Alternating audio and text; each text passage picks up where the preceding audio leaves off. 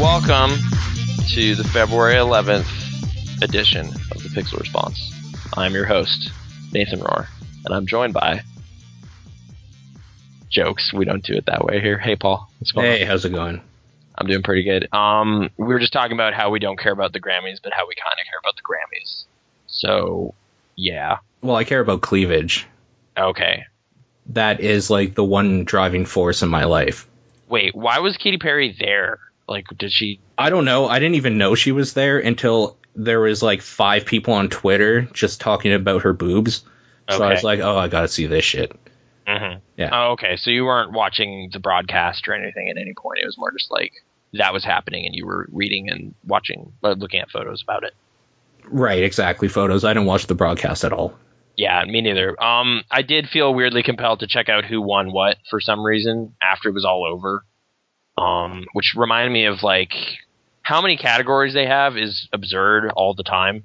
I can't imagine all of those get announced on television because that would just be a waste of everybody's time for like, you know how like the Video Game Awards does it? Well, they'll like hand out maybe 7 and then there's like actually 30.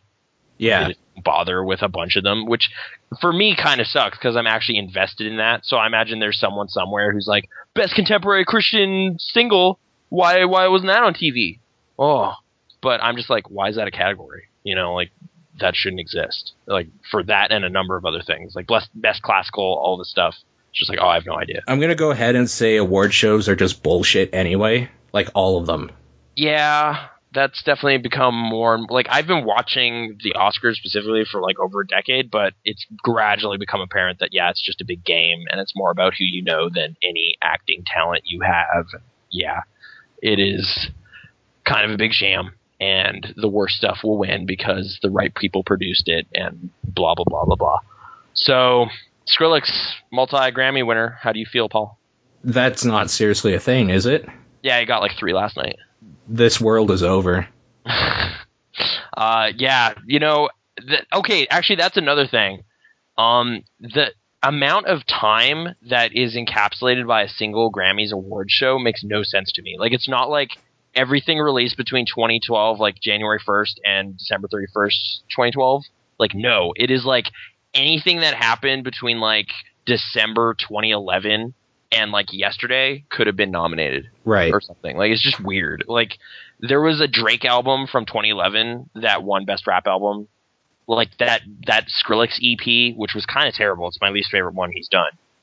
Came out, I don't know, like forever ago. Like the summer before last or something, and that was the one that won. And dude, fuck Skrillex. Yeah, okay. Fucking him is his stupid haircut. Yeah.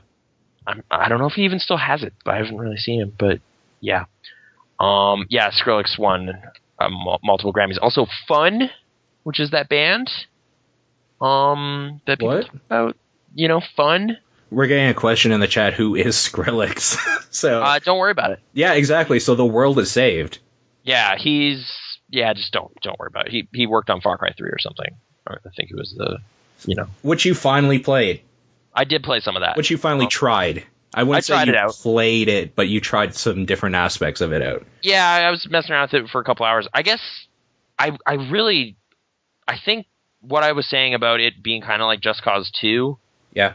Is true in ways that are both good and bad. Like, well, without the cool grappling mechanic. Without the cool grappling mechanic and making travel a little slower, which is, fine. I mean, it's first person. You kind of want to get a little more immersed in what's going on. I just kind of hate that it's dudes and you kind of have to sneak around a lot. Like, I was just impatient. I was just like, no, I don't want to do that. I just want to run around and have fun. Right. So stop. Like, not even have fun. Like, I just want to get this pig so I can make a wallet. Like, leave me alone right now. I'm not trying to fight you. And that part's fun. Like, hunting stuff? The hunting stuff was fun for me. It was, but to me, it's kind of like those things are in conflict a bit. Because it's just like, I can't just go do that thing without dudes running into me, which I'm thinking on Far Cry 2, like there's dudes always harassing you and attacking you in that game too, but that's like kind of all you're doing. Right. Is like you're constantly in it and you're trying to get around and just do stuff. Like there's no just kind of like tangential activities that seem kind of arbitrary and are not in relation to fighting in Africa. Right. This is like, no, you know, there's fun activities that just let you level up and do cool stuff. But you can't have too much fun because then the game pulls you back into this world that they created that sucks. Well, like the story world or whatever. Yeah. Or like like the first person cutscenes I think is just a bad idea. Mm-hmm. Like, because it just makes it this weird kind of battle for control of Jason Brody. Like you're just like, you are Jason Brody, right? Like up until this point, and then the game takes over and he comes back, right? You know, and then he's a douche and you hate him, but then you can control him again, and then you can go do whatever you want, provided what you want is shooting stuff and driving. Right.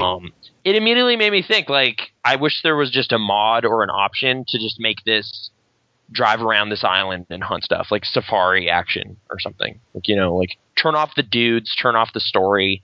Just it's an island with crazy stuff on it and you can explore.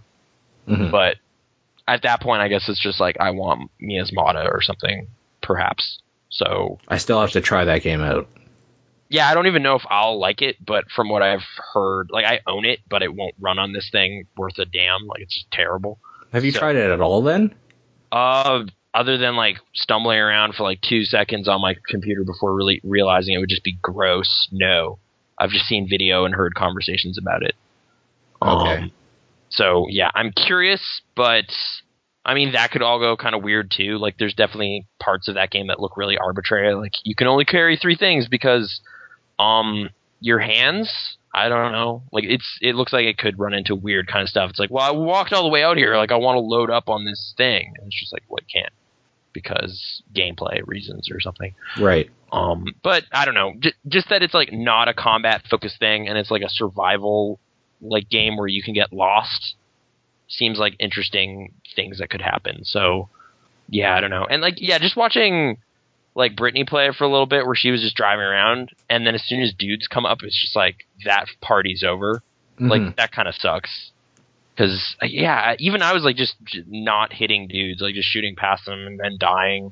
And then just kind of getting annoyed. And it's just like, I don't know. You kind of got to get the feel for it, though.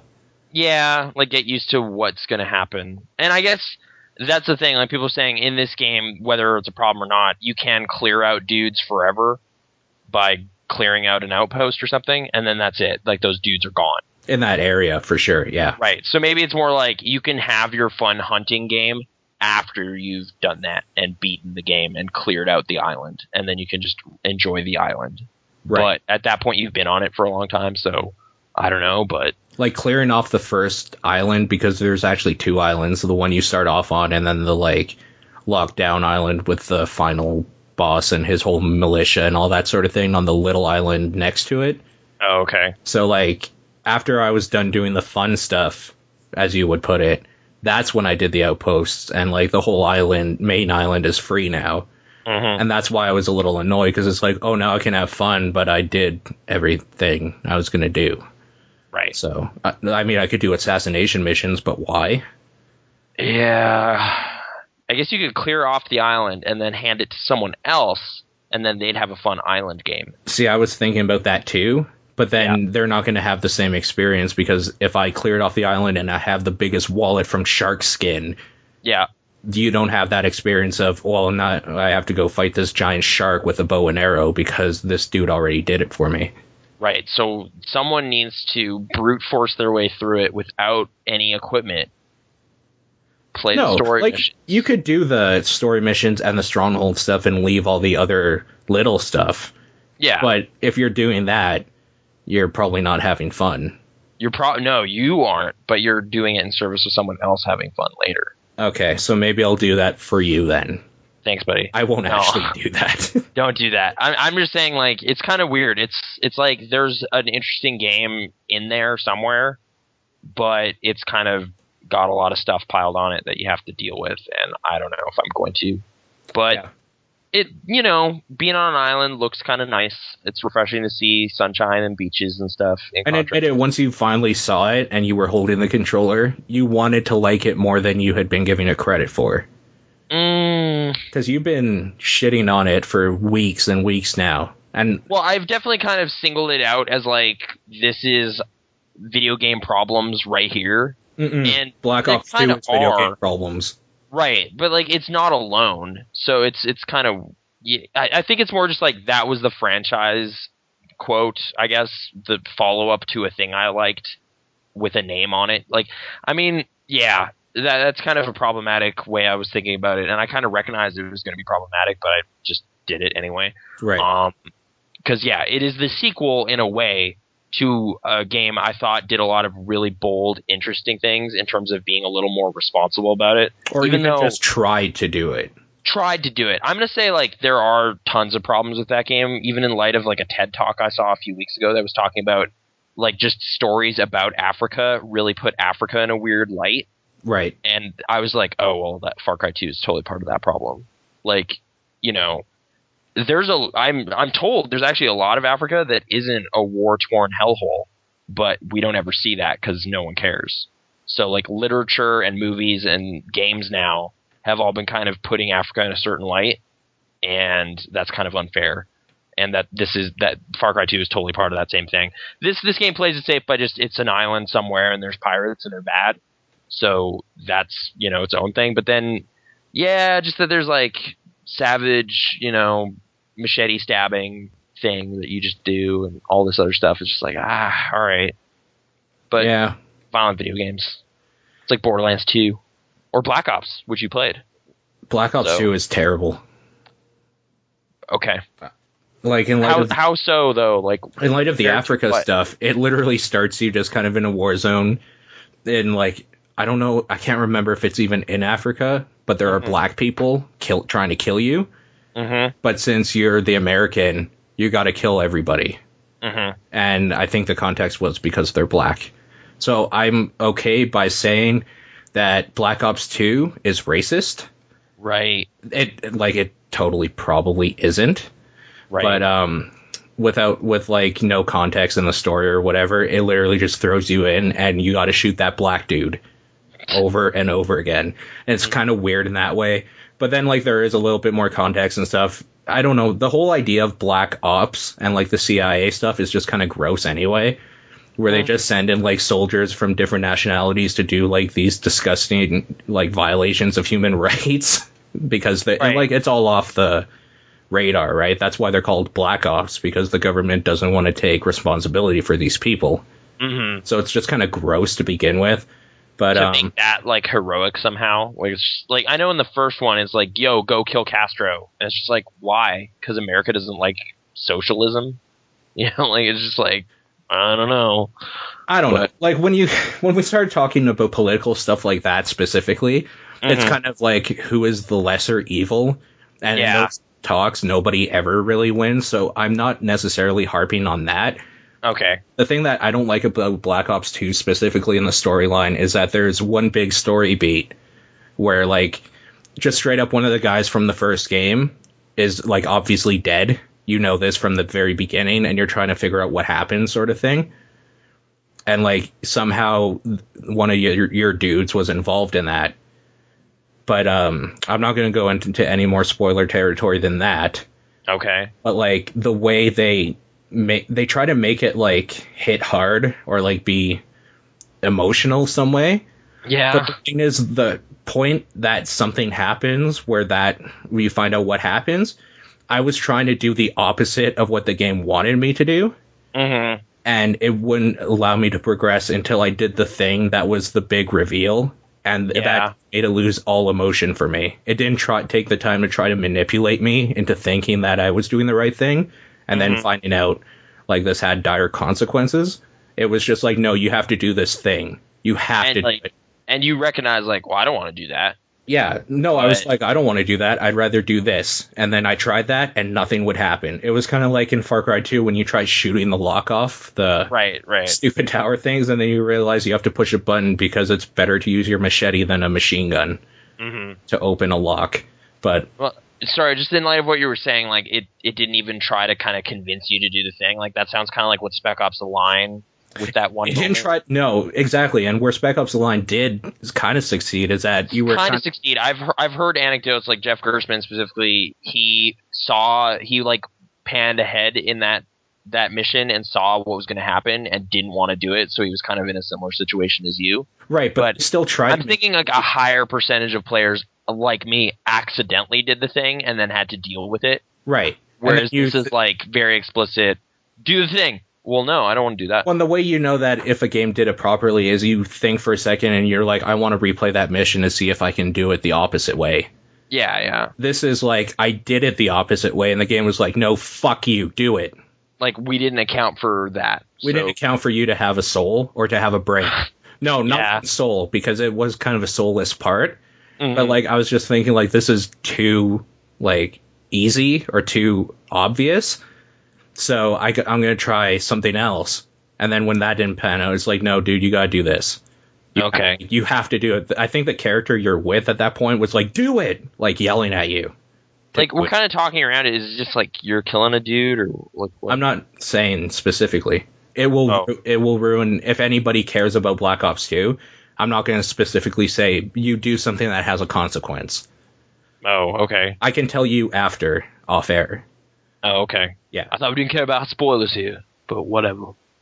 I mean, I don't, but I don't know. It's just one I could tell you, but I don't really want to ruin it for anybody that might care. All right. Maybe I just want people to be as angry with it as I am, because then they're just like not expecting. Oh, so you don't want to like point out the thing and be like there, and then people will think about that moment differently should they play it. Right. You want to come at it honestly, and then afterwards be like, "Did you have issue with this part?" I'm wondering if I did have the Gerstmann thing where like I was the only person now. Mm-hmm. Because, like, if other people played that part and they're like, oh, dude, it totally got me, then I don't want to take that away from them either, really. Okay. I just want to take away from Treyarch and those guys. Like, you didn't make a good game. You made a mechanically sound game, which you guys always do. Like, the shooting is fine. Put enough people with enough money on a thing, like that'll happen. But, yeah, like, it's technically fine. Mm-hmm. The shooting, the movement, like, everything like that plays fine. I play those games for the campaign modes, and I know I'm like the only person in the world that seems to. Mm-hmm. But they haven't really messed up as badly in my mind before. So okay. Eno was talking about the zombie mode in the chat. Like, does that do anything for you? Or I didn't play the zombie mode. I rented this, and I rented it right after that moment. So. After you beat the campaign, or did you? I didn't even beat the campaign. After that moment, I was on the last mission right after that to get the main dude. Mm-hmm. And I was like, oh, I just don't care. I took it out and then returned it right away. Okay. So there you go. Call of Duty Black Ops 2. Not a Game of the Year contender for Paul. Or for anybody. It didn't really win anything. I guess. Even at the Spike VGAs, I don't think you did. Yeah. Okay, I guess, yeah, there you go. Yeah. Big seller, though. Huge seller. You know what else sold a lot of copies, probably? I don't really know, but I'm saying that basically because transitions. Mm-hmm. The original Metroid. I think it did. I think it did pretty well. Probably. This new entertainment system that you would plug into your TV. Yeah. Yeah, and you could control what was going on. Yeah. Yeah. I'm just gonna, I don't know, take a little moment here and kind of shine a light on, like, if you were a kid in the 80s and you beat that game, you're awesome. Like, you're a cool person. You're amazing person. Because holy crap, that game is hard. You played it again, I take it. I played it again, and like, not since my brief experiments with like Demon Souls and stuff have I gotten like so kind of like about a game. Like, it is crazy. The stuff that happens, like, it's just like, you got hit, it's like 20 damage. Like, what? A bug hit me. Like, that's all that happened. Just, I stepped on it. And it was like, yeah, well, 20 damage, dude. And that game starts you with 30 health. Like, all your tanks are drained except 30 health. Right. And, like, every time you kind of just have to grind out health from enemies and stuff before you can accomplish anything. Which, I don't know, man. Like, I have like mixed thoughts on it. Like, is it like, well, that's actually kind of great because it makes every single step forward like a bit of an achievement. Like, you're just like, man, I actually fought my way to a new piece of equipment and now I can explore more. Like, pat yourself on the back, like you did it. Or is it just horribly imbalanced and crazy? But yeah, yeah, I don't know. From the 80s. I'm kind of doing this thing where I'm like trying to play it as though I was a kid in the 80s and like the internet didn't exist. And like, I don't know why, but I'm comparing it to Fez in some ways. Like, you want to discover it. Right. You know? Like, so I have my, pad of paper out. I'm kind of drawing my own crude map to figure out where I'm going because there is no map in the game. And it's kind of working out to be kind of fun because, like, once you discover something, it is like, oh yeah, dude, I went back there and now I can go there. That's cool. Like, it's kind of weirdly rewarding in some way, but it's also just like the amount of time it expects you to spend. Well, I don't know if it expects you to just be really good and never get hit, but I end up spending a lot of time shooting enemies over and over to get health and missiles to stock up so I can attempt to get anywhere in really hard areas. Because there's just some gnarly business in some of the corners of that game. Like, I think I'm in Brinstar. Yeah. And everything that touches you takes 20 health off of you. And there's stuff everywhere. And, like, there's stuff that bounces around the screen really weird. And I don't know. Like, it's pretty difficult to just navigate environments, let alone get to power-ups that you need. Like, I think at this point I need an ice beam. I'm assuming there's something that freezes enemies to let you climb up to places. Mm-hmm. Is that in the game? Anyway, main thing is, like, it's neat to see how, the beginnings of this whole thing, like this, Metroidvania is a thing that everyone talks about. Like, it's a type of exploration-based gaming. Yeah, they're two different types of games, though. I don't really like that term, but yeah, I've used it in the past many times. So Metroidvania. Like, it's such a silly, like, you need a better name for that, but whatever. To see the beginnings of that whole thing is kind of neat.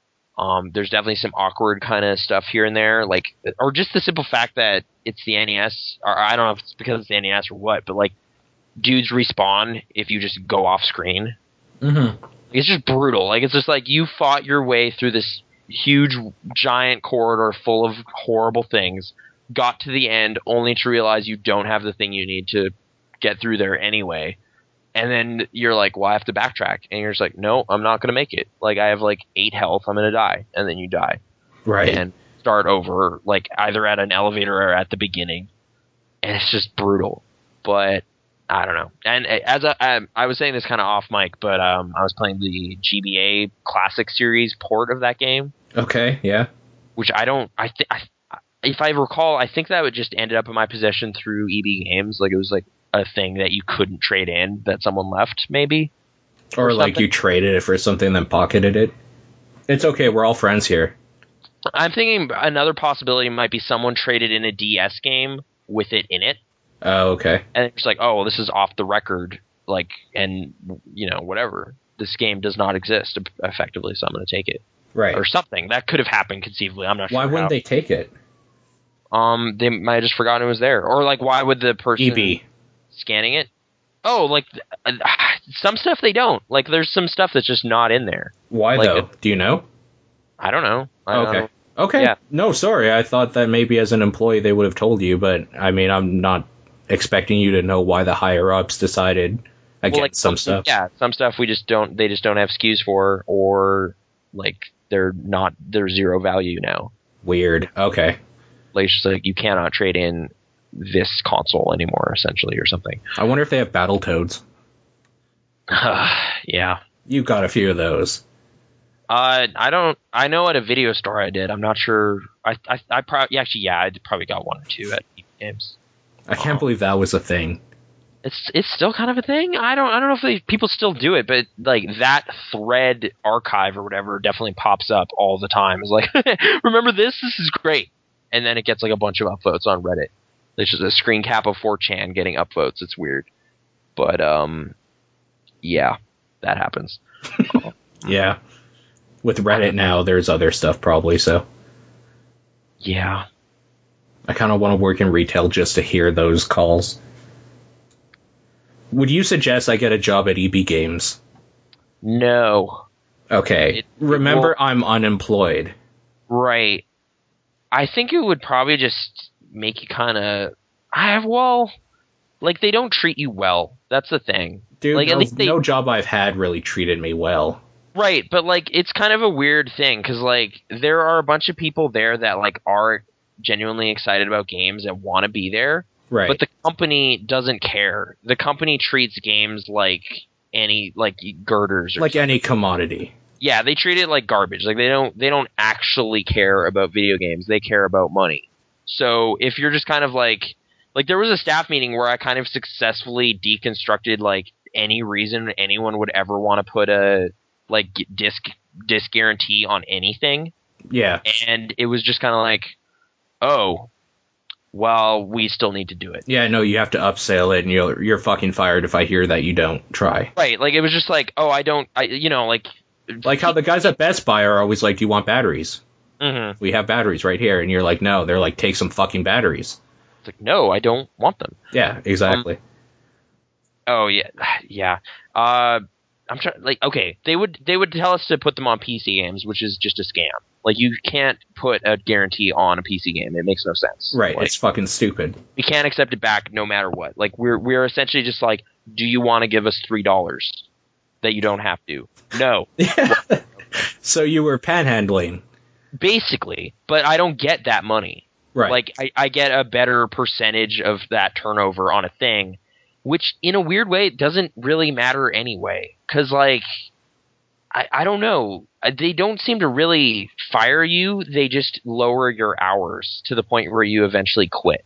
Okay, see... They passively aggressively push you out the door. So I'm going to tell you how I'm looking at it. Every time I hear you, Sean, and John talk about it, either on top down, which is rare, or off mic or whatever, hanging out and stuff.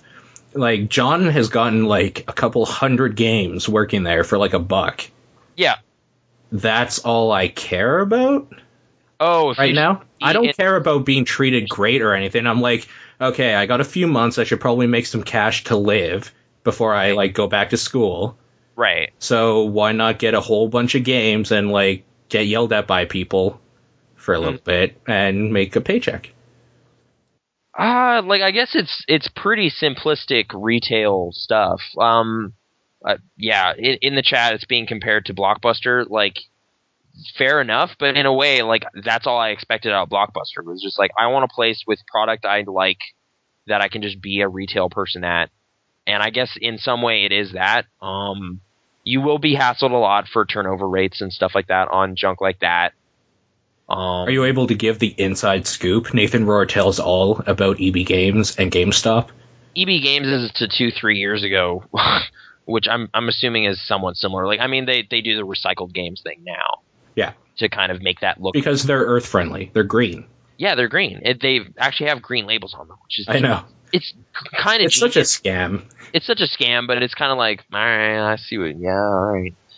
Clever. But I'm just trying to really... it's more just they'll hire you as low a rate as they can, give you a handful of hours maybe if you're lucky. I'm trying to... What? Oh, right. If you're sick, forget it. You need a doctor's note for anything. That was kind of a weird thing that came up one time. That is kind of weird. I couldn't get a 3-hour shift off without explaining myself, and eventually I just left. Well, and as someone pointed out in the chat room here, they're probably going to go the way of Blockbuster eventually. Absolutely. No, yeah, for sure. I don't see that specialty business for video games lasting for very long, because it's just it's not our niche thing, and you can get a better deal at Walmart or something. The fact that there are companies just being here, we'll give you cards that you can sell in store for digital distribution on our service is kind of like a handout. Yeah. Here, we're going to let you do this, even though you can buy these cards at fucking 7-Eleven if people wanted to. Mm-hmm. So, yeah, I don't know. They're going to go the way of Blockbuster. there's not going to be any boxed garbage anymore. Everything's going to be digital, and then an EMP will wipe out everything in the first world nations, and all of our games will be gone. Yeah, that'll be the video game crash of the future. Then gaming will go underground, and people will have to race in weird robot cars to fight over the last good Xbox console to play their games. There'll be gamification of real life. It'll be Mad Max with video games. Cool. I'm down. I'm up for that. I'm not. I gotta learn how to shoot a gun. Oh, now we're back to like that receiver bullet to the head thing. Where we should talk a little bit about that because Greenlight has been pissing me off lately. Oh, receiver. Yeah. You specifically. Well, like, just kind of in this weird way, like, it's just kind of like, well, it's democracy, so people vote on things that they think are interesting. Problem is, like, it's democracy. Yeah, vote like for dumb shit. In a weird kind of elitist way, it's like, well, the masses have no taste, so you can't trust them to make good decisions. So have an elite group of people that make decisions. Like, have a panel of judges that you submit your game to like they used to, and then decide whether or not it's good enough for Steam. I'm going to go ahead and say, for the record, Valve, if for some reason you can hear this on the internet, I am unemployed right now. I will sit in your offices. I will move wherever you want me to go through every single game on Steam or on Greenlight, Steam's Greenlight campaign, and I will handpick what goes up. Right, you'll be the MPAA of... That's not a problem. I will do that for you. And you know what? You can pay me. If you want. If not, just keep me fed and give me a place to be. Like, this is my deals. I'll sleep at my desk. I'm undercutting your deal a bit. Like, I'll do the same thing. Okay, but you're a piece of shit. I'll sleep at the desk, and I will not sleep. Okay. And you have to pay me less than what you would pay Nathan. All right. You win, I guess. Pay me in video games. Right. No, don't do that. Give me food. I need food. Actually, need food. I bought a lot of food. There's a lot of video games everywhere, but okay. I have a lot of craft dinner. A lot of craft dinner. That all right. I'm not going to fault you for that, but ugh. I can't eat that. Not for too long. Like, I was definitely that was a standard part of my diet for a long time, and then it's just like I should probably phase this out. Like, I think after one box, like after that first box meal, it loses all its glory again, and then you realize you have like 19 more boxes because you bought one of those large cases. And then that's when you're putting like garlic powder on it, like different peppers and things, trying to make it fun. But yeah. Oh, okay. Current form, Greenlight requires Steam to approve the game regardless of the votes. That's what Vieko's saying. Okay, that is good. Should we explain why we're hard on this? Really? Okay. Like the main. It's going to sound pandery, though, because we have one of the creators of a game we like in the chat room right now. Oh, well, I guess, but it's not... There's other examples. Like, it's okay. Okay. But, right. It's more just like, there has been this kind of whole issue that's been going on lately, which feels bad kind of talking trash about anybody, but... We're not talking trash. It's not so much trash, it's more just kind of like an eyebrow raise and kind of like, I don't know. There is that game that came out called I Get This Call Every Day. Mm-hmm. It is a small little game. It's like an adventure game thing that this dude made, David Gallant. This is just an example, by the way. There's actually hundreds of these type of games out there. Yeah. So. Oh yeah, I guess so. But this game kind of briefly recreates what it's like to handle a very annoying customer service call in an office job, specifically the Canadian Revenue Agency. Right. Big part of this story is extraneous to anything within the game, which is kind of what makes this like a weird case, because it's like the game itself is very crude looking. It is made in paint, which is fine. You can do that. That's whatever. Like a goofy looking art style is a thing people do. Like some WarioWare games and stuff look really simple and crude in some ways, but they're fun. It is maybe 5 minutes long, 5-10 minutes. Yeah. There are only kind of 3 ways it can go. You will have seen all the content that is within this piece of software in 20 minutes. You will have exhausted every possibility. I ate about 5 pieces of pizza while you were playing it. Right. So it's about 5 pieces of pizza long. Yeah, I went over to Paul's house. We were checking out a bunch of stuff, and that was one of them. It's not even like optimized to fill a screen. on your window. Like it's like very simple. Like it is a game jam product. It is a Flash game that you would play in a browser. Right. Like go to Newgrounds. There are games shorter and longer that are there. The part where it gets weird is this game costs $2, which is, that's not much money, but consider the amount of content. The extraneous part to anything about the game itself is the fact that dude lost his job because he made this game. Like, it's a satire on his job. His job did not take kindly to that kind of, talk, essentially. Like, I think they kind of labeled it as being, not conflict of interest. It was more, he was disclosing privacy stuff, right?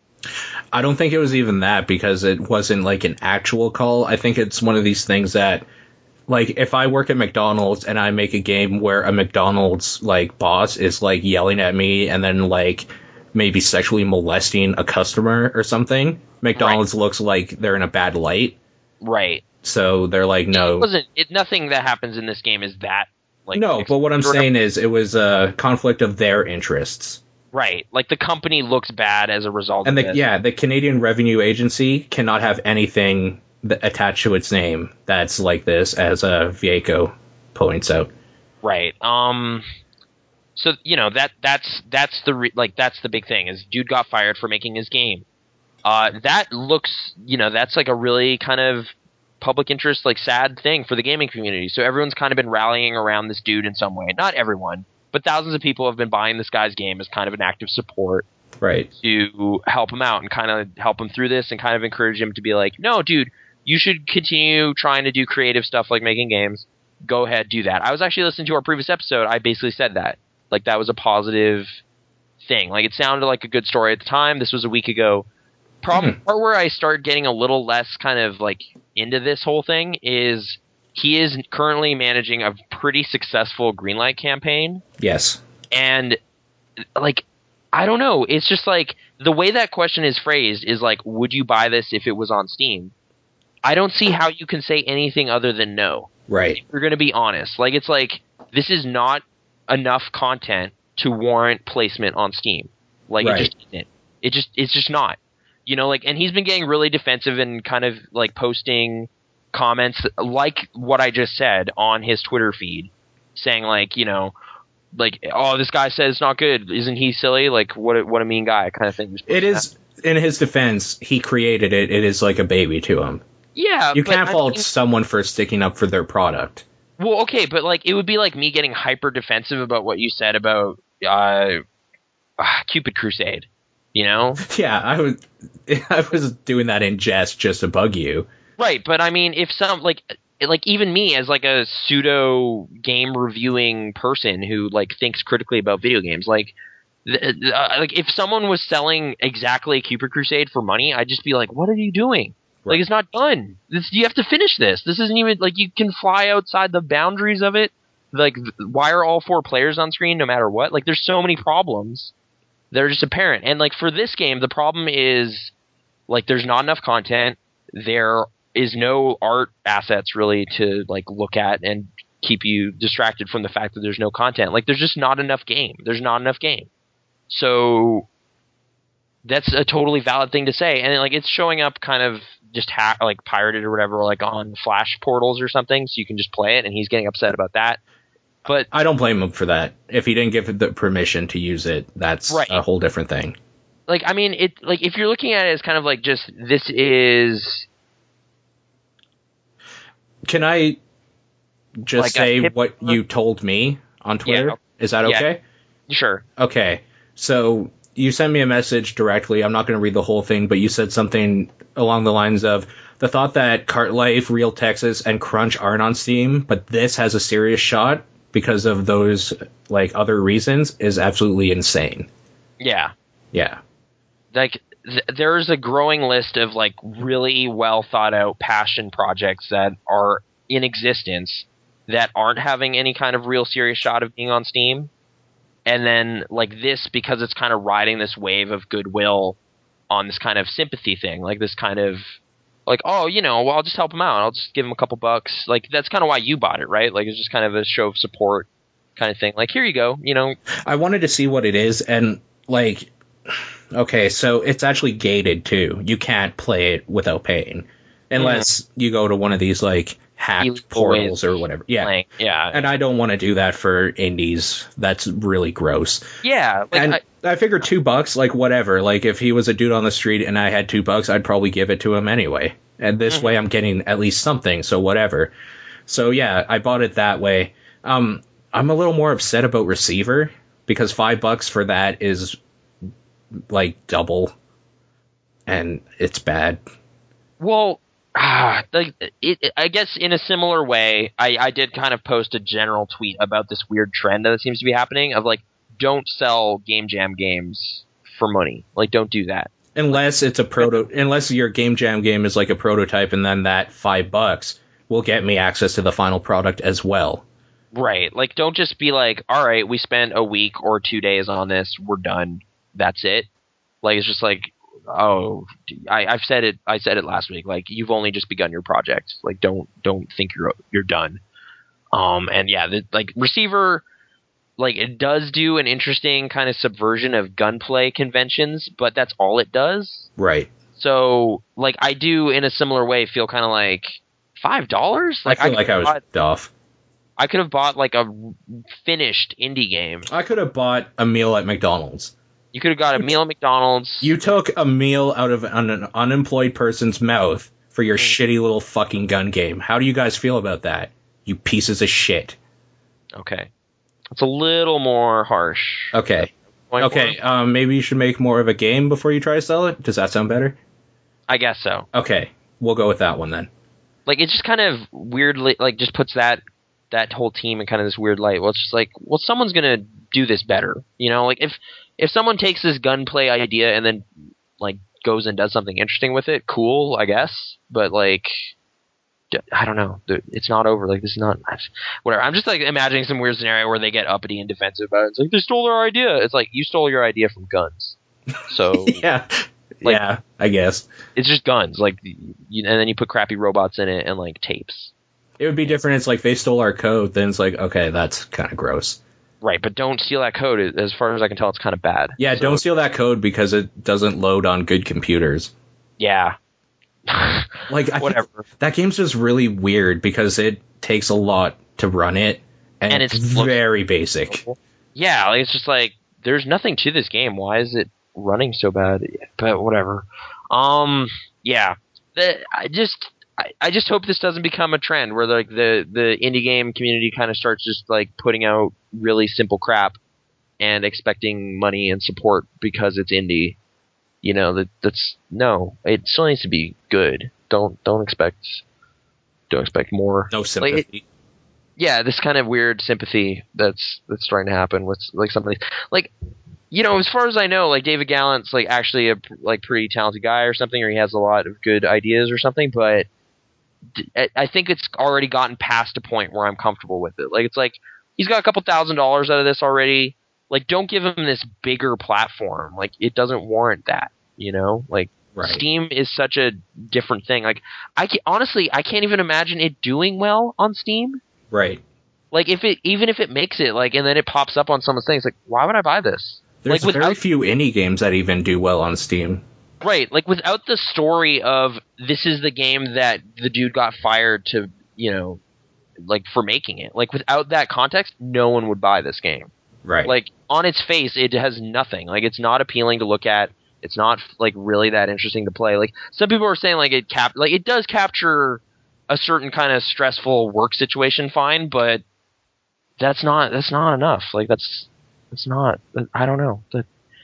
It seems like the sympathy vote is becoming hyperbolic praise really quickly. And then I feel bad, too, because of how I've been talking about The Walking Dead. Yeah. And then it's like, well, I mean, comparatively, it's the same basic idea, where you're just choosing, like, a dialogue option to progress further.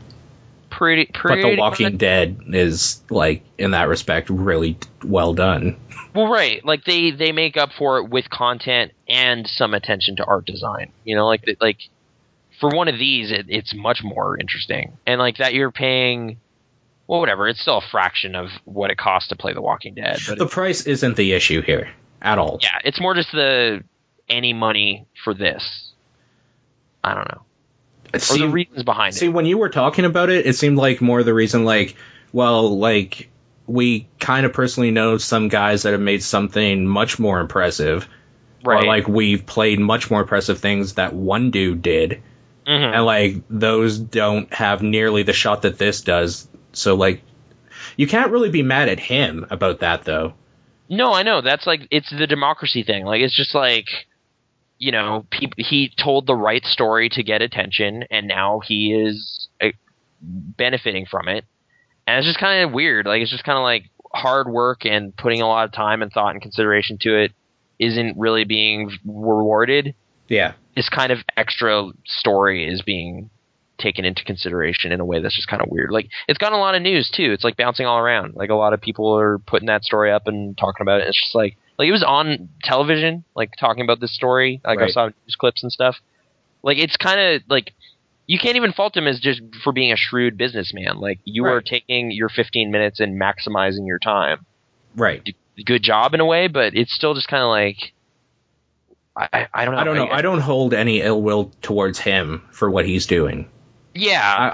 I have to make that clear, I guess. Mm-hmm. It's just kind of like a odd. Because then, yeah, like you said, you have Jim Crawford who did Frog Fractions, and that's free. Yeah, and he purposely wanted it to be free. Like, in our talk with him, he kind of was like, no, like, he's not making much money off those t-shirts. The soundtracks and everything is only basically covering bandwidth costs. Like, and that game is like 20 times longer. 20 times longer, like, more time was spent clearly just developing it and making it a thing. Like, I don't know. It's weird that kind of effort isn't rewarded as much as just like a bad story that happened. Yeah. Yeah. Like, whatever. I don't know. Like, we should probably stop harping on this. I know. On some level, too, it's just like, well, it's a great way to quit your job, I guess. Get out of a job you didn't like, clearly, because the game is just full of vitriol for that job. Right. But, whatever. Yeah. Anyway, yeah, sorry for harping on that in a way that's, like, kind of disingenuous, maybe, to some of the personal parts of that whole thing. Like, losing your job sucks. I'm sure dude has stuff he needs to cover or whatever, but just the amount of spotlight. Like, whenever this happens with anything, I just get kind of, like, just irked by it. Like, it's just like, all right, you've crossed the line, everybody. Like, we're spending too much attention on this. Like, there's other stuff going on. Right. No, seriously, there's other stuff going on. No, stop it. There's better things going on. Okay, let's talk about that other stuff. Yeah, so, all right. Sorry. This get carried away. I got lost. All right. Okay. So Community's back. It is back, for better or for worse. Yeah. I saw on Twitter you did not seem to like the tone of it, or like what was it about the new episode? There's only been one so far, History 101 or something. Yeah. Okay. Like a few things. It wasn't their best episode. I don't blame... Okay, I'm going to go ahead and say I don't blame any of the problems I have with it on Dan Harmon being fired or leaving or whatever. Yeah. Because it was a writer and a director for this specific episode that has done other stuff in the past on Community. Mm-hmm. So it's nothing to do with Dan Harmon specifically. This episode, though... I mean, first of all, not much really happens in it, I'll say. Like, there's some, like, Hunger Games thing. They go really overt with Dean's gayness. Yeah. For the lulz. They've really kind of been going more and more. Like, last season was, like, the whole Kiss from a Rose, like, him basically blackmailing Jeff to hang out with him. Like, there's been stuff about that. Yeah. I'm not particularly fond of that, but, like, two buff, like, nearly naked unicorn dudes. I don't know. Yeah. Everything about it is just kind of weird. Mm-hmm. Well, I mean, there's the dog fetish, like the dudes in dog costumes joke from earlier seasons and stuff. I don't know if it's going to be a thing. Like, I'm hoping it was just an episode gag, but Abed TV's the worst idea. It's... I don't know. Like, there was a lot of discussions on Reddit with the writers, and there was a comment that it basically said that would be a joke, like that would work, like a fake laugh track kind of thing as a joke. to kind of like put the show in a weird way, like, oh, it's been retooled, get it? Like, I felt that kind of needed to happen. Well, to you know what? Like, change. I know why they did it, because people were worried that, oh no, they're going to add a laugh track, and like Pierce is going to be gone. They're probably going to get some weird guy to take his place and that sort of thing. So when it starts off with Abed TV and not telling you that that's in his head, then it's just kind of like you're worried. For the first like 5 or 10 minutes or whatever, and you're like, oh god, it came true, but then it pulls back out or whatever. I'm saying if that's a thing, though, that's implemented into every episode, they've lost the subtle touch of including like these weird like satirical parodies within the context of real life. And they've just gone straight like, this half is parody, and we make that excuse by being in his head, and this half is stuff that's happening in real life, which is still kind of strange, but Dean's gay, so that's funny. Yeah. No, I kind of looked at it as just like, this show is extremely meta, so they need to at least acknowledge that things are different in order for like Abed's character to be true to his whole thing about being really self-aware about the show and all that stuff, about TV tropes and all that. So I felt that was just their kind of like clever way of pointing out that they know. If it's this episode, I'm saying... I'm like 99% sure the way it happened in the episode, it seemed to me like it was just a gag. Like, it was a defense mechanism that Abed had to resist this notion that school's ending. Right. And then by the end of the episode, it all collapses in on itself, and he acknowledges reality again. And that's it. I'm pretty sure it was just a joke for this episode. Mario 64 Mario agrees with me, so I think, I hope you're right. Yeah. Even like there's no way they'd commit to that as a full season thing. I'm pretty sure. Like, you're right. That, like, there was a moment with that definitely just didn't make me laugh despite trying so hard, and that was the Greendale Babies animated thing. That was terrible. I thought it was kind of terrible, but like at the same time it was still kind of swinging for the fences of like, different mediums and all that stuff, kind of like how they've done claymation and all that stuff. Like it fits. Yeah, but it was trying too hard. Like, it was just like that episode had too much going on.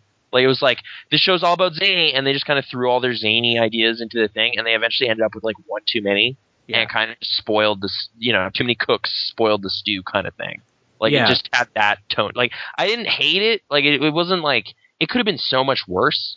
Like, I was bracing for like a completely, like, just a little bit off, and it's like, no, the way the show's shot, like the cast chemistry, most of that stuff's still totally intact, and that's fine. He's still there, so I will keep watching. Yeah, like, there's enough of those things still totally in place and still working as they've done. So I'm still comfortable, like, saying, like, yeah, I'm gonna keep watching. I'm on board for more. But yeah, and I'm like, gonna go ahead and say some things I want to see, if that's okay. Okay, seeing how the season for Community. Yeah. Okay, so Pierce was, I think, okay in this, and maybe because they didn't focus too much on him and he didn't say a whole lot. I don't like Pierce, but though they basically just gave him a running gag to keep him distracted. Like, it was What's the black Catholic lady again? I can't remember her name.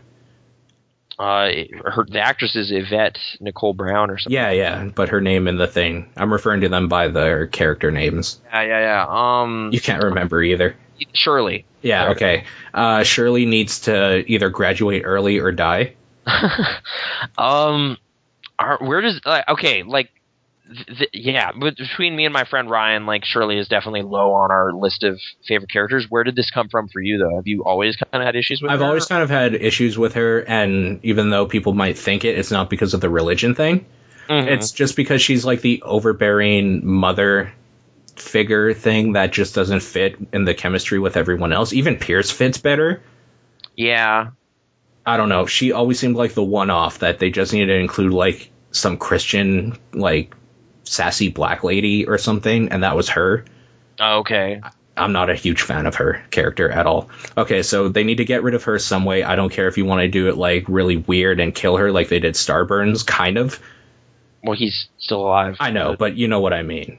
Okay. Yeah. Where, like, he quote-unquote died or whatever, but, like, keep it real. Yeah. Or just, like, she graduates and moves on or whatever. Troy and Abed need to hang out together still. I don't like Britta and Troy as a thing. Like, they've been going in that direction for a while. I know, and that's fine, like the couple thing, but the fact that they hung out together this whole episode or whatever because Abed was having a breakdown. Yeah. Like, that's one of the things I like Community for. I like their chemistry together specifically a lot. Yeah. So they need to keep doing that. Like, don't stray away too far from that. I think Britta's okay. I think Britta's pretty funny. She has moments. She's definitely gotten more and more interesting as the show went on. She was bad in the first season. Yeah, she was kind of just this naggy person in the first season, and then they kind of made her the butt of the joke. And then, like, her that whole never kind of understood, which is great. Yeah, there was some really great Britta stuff. Like, even last season, the stuff with Chang and her kind of being rebellious just because she used to be. I thought that episode was really funny. That was pretty good. Like, her staging protests and stuff against, like, dumb stuff just because she wanted to. Like, I don't know. There was some good business there. I think Jeff has gone in a good way. I like what they're doing with him, where he's not, like, season one cynical asshole, I don't want to be here. He's more accepting of his situation, even though there's still that underlying, like, I'm going to graduate because I don't want to be here, but it's still okay because I have these people around me and they're kind of okay. Right. Like, so they're doing okay with him. My biggest issue is that Annie needs to wear more low-cut shirts. Keeping it priorities. Yeah, okay. I'll agree. Yeah, in that regard, they need to tone back. They need to make the gayness thing with the Dean a little more subtle, because it was funnier when it was just subtle quirks here and there, not just overtly like, I want to fuck Jeff. Like, you want it kind of more like Smithers and Simpsons? Kind of, yeah. Like, the parts where he would just, like, say a line that would be, like, normal, but kind of, like, have the double entendre and be weird at the same time were great. Yeah. But, like, them dancing together and he is literally, like, melting on top of Jeff and stuff. I don't like that sort of thing. It's just too overt. It's not funny to me. Like, I want comedy. I don't want just tropes of, like, gay guy has to be overly gay. Mm-hmm. Yeah. Like, Jim Rash is doing a lot of, like, just, you know, he's always done the ridiculous outfits and really... He's the slapstick of this show. Yeah, and I like the Dean, and I like that they've kind of... Like, even with just this first episode, they've kind of made the statement clear, like, Dean is going to be a big part of this cast now. Like, he's moving in next door. Like, this is now... We're just going to write that into the thing to make it make sense that Dean is always here. Yeah. And I'm okay with that. Yeah. Maybe give him a little more interesting things to do than just him stalking Jeff all the time and all that. Yeah.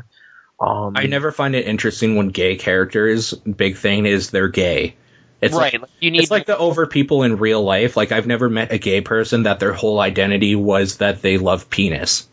Right. Like, that is not their whole thing. They are that's different. Kind of an ongoing conversation for a couple of years. I remember there was an editorial Jim Sterling wrote about Fallout New Vegas and how he thought those characters were interesting because they were just multi-dimensional characters who happened to be gay. There's, like, a character in there. Or even if you want to go with, like, the love thing, like the man on man love stuff, like the Spartans back in the day, how they would fight because they all loved each other. Right. Like, stuff like that is fine and totally great to build character. I don't know. There was some negative feedback to that article I just mentioned, though, because, like, some people are like, no, some people, their sexual appetites are their defining character thing. That doesn't make for interesting people to me, though. Yeah. You have one defining thing that makes your identity, you're not interesting.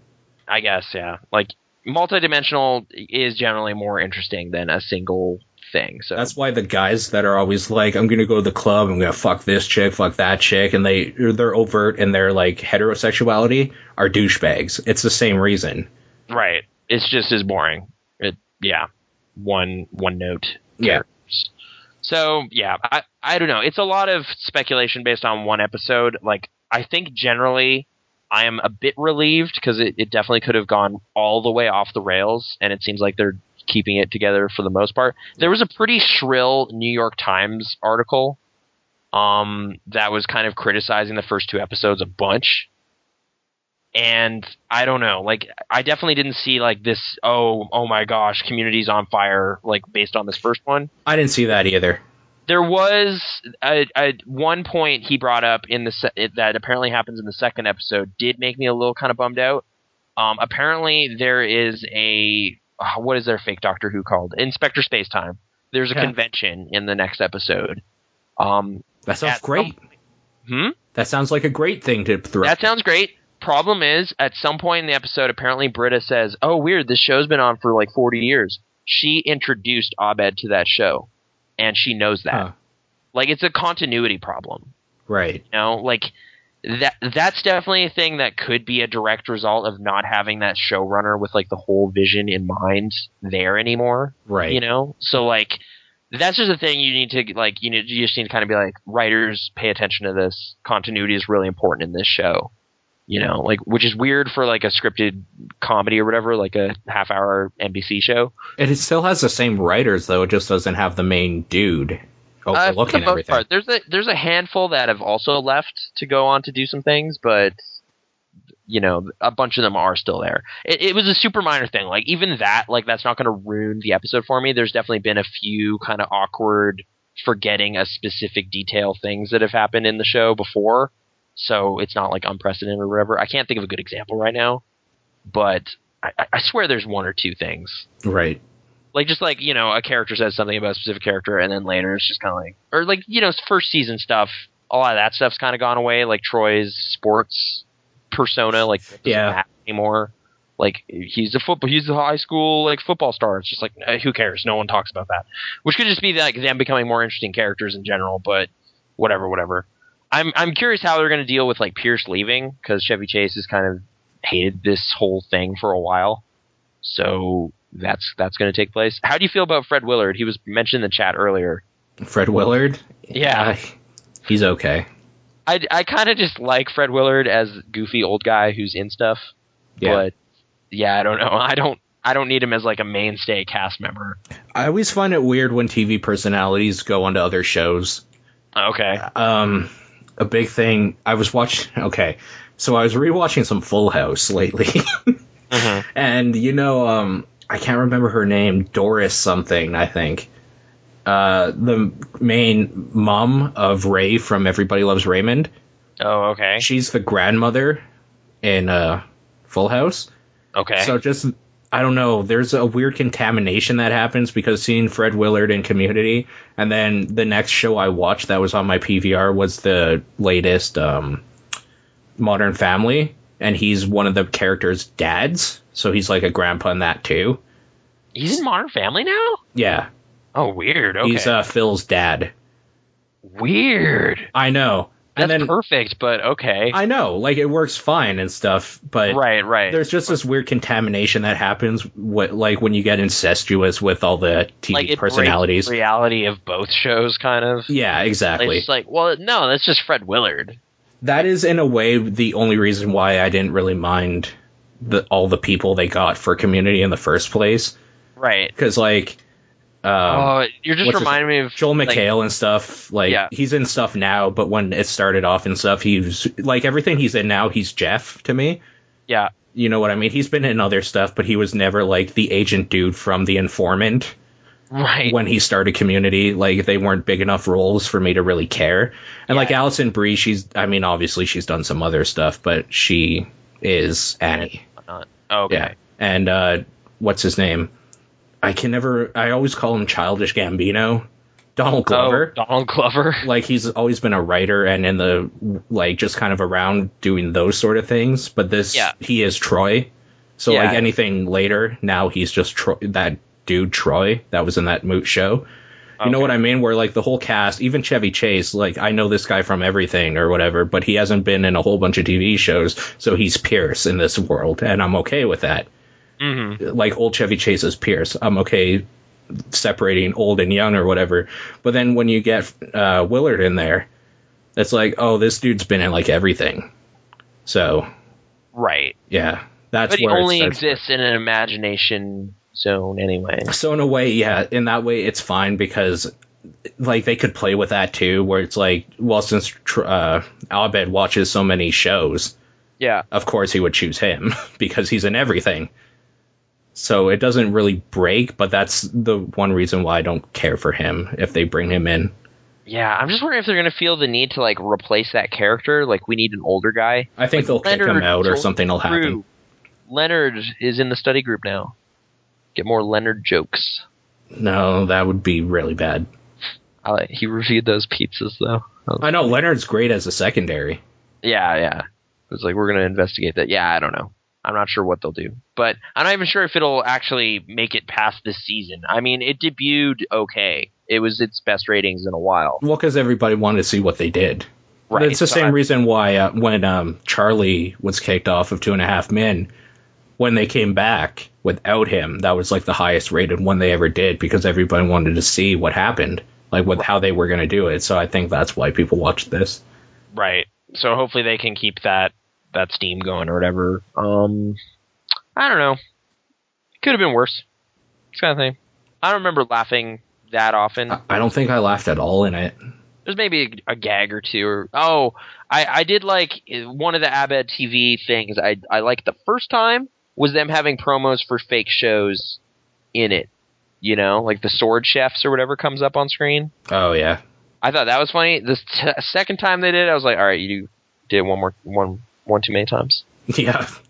Like the first time I was legitimately like, oh, it's because it's on TV. There's a thing. And I was like, oh, wait, that's a fake show. And that is those two characters. Have you ever noticed, as a side note, because of Giant Bomb and I'm on TV. Yeah. You and I say TV like that now. Oh, man. Because you just said it like that. And I know I do every now and then as well. Okay. So well, I'll credit. We're tainted. Yeah. Well, no, dude. Yeah, that happens all the time. I absorb. #crackers. And they just become part of my whole vernacular. Like, I probably never said wheelhouse ever until Ryan Davis. So, there you go. Or hot garbage. You say that every now and then. I say it mostly in reference to him saying things were hot garbage. Oh, okay. Yeah, okay. I don't think I use it as a way of dismissing stuff. Like, it's like, Argo was hot garbage. I haven't said that. Yeah, you might be right. Okay. I believe it's true, but, you know. Okay. What does that even mean? Hot garbage? I don't know why garbage... Like smelly? Because when garbage is hot, it's gross. Yeah, I'm assuming like just a dumpster sitting out in the sun or something. You know, like you open it, it's just kind of like it's been stewing there all day. Garbage. But we used to burn garbage, like on my grandpa's farm before he got cancer and died. Like a burning barrel kind of? No, like we had a giant pile, because when you were like building the barn and stuff, you would have huge pieces you can fit in a barrel. So there was a part of the land out there that was all just like ash or whatever. Yeah. Yeah. Sorry, I just realized, like, I just said burning barrel, like that's a thing. Is that a thing? I don't know. It is in video games. Right. Well, exploding barrels. As a rural kid, when I was like, I guess up until I was 5, 6 years old, up until I was like 10, we grew up outside of Airdrie, and we just had a oil drum, essentially an empty oil drum that we would just throw crap in and burn it, like just garbage. Until it gets like rusted, and then there's holes in it. It gets hella rusted, and we intentionally put holes in it in order to let the air just air out, so the fire would keep burning. Yeah. Like, I think we shot it. It's like some proper redneck business. It's like, let's shoot this barrel so we can fucking burn our garbage. Burn these tires. Like, we burnt tires, old chairs, like, all this stuff, and like that was just a part of being a kid. And it's like, yeah, that's what people do out in the country. But I say this is why I love doing this podcast with you, because I learned the weirdest shit about you. Like, yeah, I like that was just every common day. That was like a thing. And now living in the city, like the only place I've seen a burning barrel is like homeless men in the alley in movies. Right. You know? Well, I've seen homeless people do it here too. Like, really? Like, they have a little fire going and they gather around and sing songs or something? Like, go downtown where there's the bridges, like, that across, or I'm just trying to think. You know the railway bridges? Mm-hmm. They're usually in there. There's barrels that are all fucked up. Wow. Yeah. Oh, where did you just get an empty oil drum? I don't know. Just, like, behind, not oil drums here, grease drums, because restaurants throw their grease out in drums. Okay. So if, like, the drum's empty, a homeless person would just take it and then burn it. But, I mean, is there a way to legitimately get a drum? I'm sure there is. Okay. Not that I need one. I'm not going to adopt this practice for the city and see how long I get away with it. But okay, you can. Apparently, the city provides them. We get giant garbage garbage things. They're not barrels though, yeah. Yeah, but you could use that once in theory. Yeah, it'll melt into warp it all horribly, and then you're like, I need another one. What'd you do? And yeah, there's no way the city would be into that. On that note, my fucking neighbors keep taking my garbage and throwing their garbage in my bins. Okay. I want to kill every fucking neighbor I have.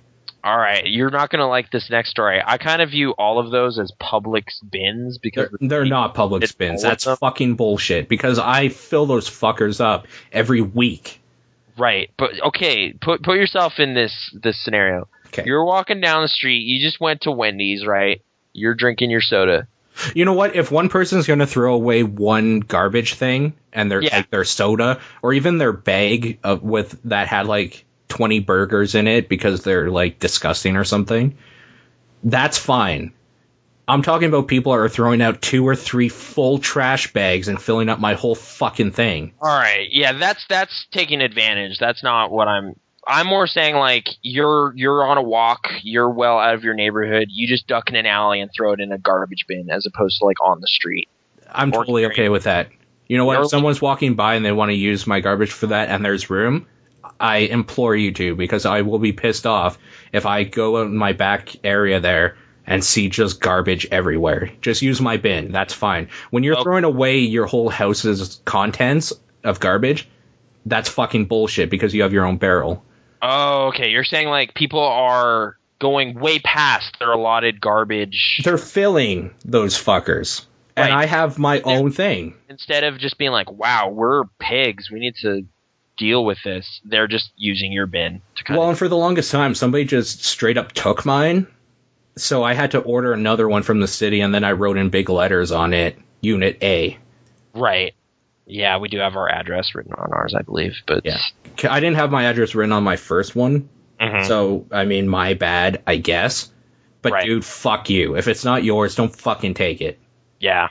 All right, that's a different situation. I've been in a place where I'm like putting an apple core in a thing, or like throwing away a cup or something, and then every time I do it though, I do feel like I might get the really territorial homeowner like looking over his fence and be like, "What are you doing?" But it hasn't happened yet, so I think we're fine. But yeah. I don't worry about that. And I don't know. It's like a little thing that happens. Like it's just like, I don't know. It's technically someone else's property, but have you ever been yelled at for being on someone else's property? I'm trying to think back. Like, have you ever broken into a house? I have not broken into a house. Okay. But I'm trying to think. There was definitely a weird. Like I was walking around some neighborhoods and just like wanted to walk up to a house because you're not supposed to. Or something. Like it was just like, okay, this is so arbitrary. Like, why can't I just go up to that house and like touch it? And I think I did. Right. But that's it. Like that's as far as Rebel Nathan has gone so far. I haven't kicked open a door or just. I've also thought about how weird it would be to just go into someone's house and just be like, hey, what's up? Yeah. Like I live in the neighborhood. We're Calgarians. What's going on? And then just like that's it. No. There was a time where I did go up to someone's house to tell them that like their car's lights were on or something, or like a key was missing. Yeah. Like, or I just found some keys outside of the house one time. Like stuff like that, where I feel like I'm kind of helping, so hopefully they won't be mad at me. And they're definitely a little weirded out. Yeah. But it's I don't know. Why do you have a history of breaking in? I'm not going to talk about that. Okay. No, I've never broken illegally. Yeah. I'm saying illegally into somebody's house, but I have been in a house that wasn't mine before with nobody there. That sounds awesome. I know, that sounds real bad, right? I'm sorry. No, it reminds me of that Christopher Nolan movie, The Following, which I thought was a great thing. Like, it's just like these dudes go into people's houses and they don't really steal stuff. They just move things and then like look at their house. Right. And it's kind of creepy because it's just like they just go through your photo album or something and they'll just like, you know, hey, now I know this person a bit more. And then they just leave and you don't know they were there. The only incident I'm thinking of is in Airdrie, there's a place called Elk Hill. And, excuse me, there is a park, or there's a school behind a bunch of houses on Elk Hill called Muriel Clayton. And I had to cut through the field or whatever to get home, and the field was full of snow or whatever, so I didn't want to go across the whole field just to get on the other side of the area there to go up the hill that also had snow. Mm-hmm. So I decided I'm going to cut through someone's yard, and I had done this quite a few times, and it was never an issue. Nobody was ever there. But one time, one of the girls came home. She was probably about 18. I was maybe 14 or something at the time. And she saw me and just gave me the stink eye the whole time I was walking through her yard. I didn't stop. I kept going through. So then when we crossed, I walked right beside her. I wasn't going to give up. And then she's like, Don't fucking do it again or whatever. Mm-hmm. And that's the only time I could think of. Nice. Yeah. I did feel a little bit like shit, though. I didn't like it. Breaking the law. Breaking the law. When have you broken in other people's homes, illegally or legally, if there's such a thing? Podcast at pixels-response.com. Yeah, tell us your crime stories. Yeah, we shouldn't do that. Well, you can send them in anonymously. What's the worst crime you've committed? Crimes? That you've been arrested and convicted for. Oh, no. That hasn't happened. Oh, okay. Yeah. Oh, me neither. Oh, okay, cool. I used to steal pornography. Steal it? Yeah, because I used to sell it at school. Oh, okay. I was like a trafficker. I would steal it from the gas station. Oh, okay. And then I would sell it for double the price it actually was, taking kids' lunch money for pornography. Nice. I've definitely heard of this practice, mostly in relation to tapes, but that was back when that was a thing. This was magazines. Basically, go to there would be the magazine rack. And then, you know how they have the double racks or whatever, so the magazines would be facing towards the windows or whatever. And then the other side, behind it, would be, candies and shit like that. When the guy wasn't looking, I would grab over the shelf, grab the pornography, which was easy to find because they were the ones that were wrapped in the cellophane. Yeah. And then I would put it in my coat, grab some candy that I was standing beside, pay for that, and then walk out with, a bunch of them.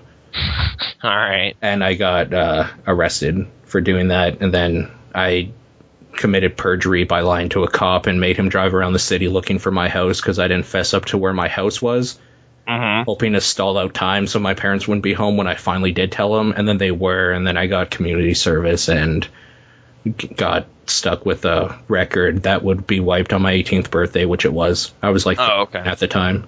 But now it's back on your record because you just said it out loud. But no. I'm just bugging you. 5 years, yo. I'm seeing the common public knowledge, the criminal rep. I also destroyed a house, but that's for another time. Okay. I'm just trying to think, I don't have any real related story. Okay. Now, there was one time where, this was pretty recently, actually. There was this... Oh, dude, if it's recent, you can't probably go with the 5-year rule. Oh, no, this wasn't a crime. This is literally just legitimately purchasing pornography story that just didn't work out. Because, for the longest, nowadays, porn is just that free internet thing. It's just there. It's just free. There's tons of it. There's ocean of it. Why would you pay money? It's there. Was it your 18th birthday where you're like, now that I'm legal, I'm going to buy all the stuff I couldn't? Dude, this was 18 months ago. This was not a long time ago. This was in relation to the Playboy Club, the TV show coming out. Sure. I had heard stories that there was a promotional issue of Playboy coming out that was 1960s pricing. Right. And I was like, sweet, that's no money. I've never actually looked at a Playboy magazine. I don't know what the articles everyone's joking about. They're really well written. The actual articles. That's the joke, right? I read for the articles because they're actually really good. They are actually really good. And actually, you know what? The articles are worth more than their pictures because their pictures in Playboy aren't exhilarating at all.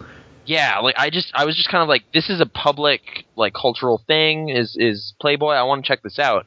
So I went down there to the 7-Eleven and found it. and then had that great kind of thing where I was just like, how much is this?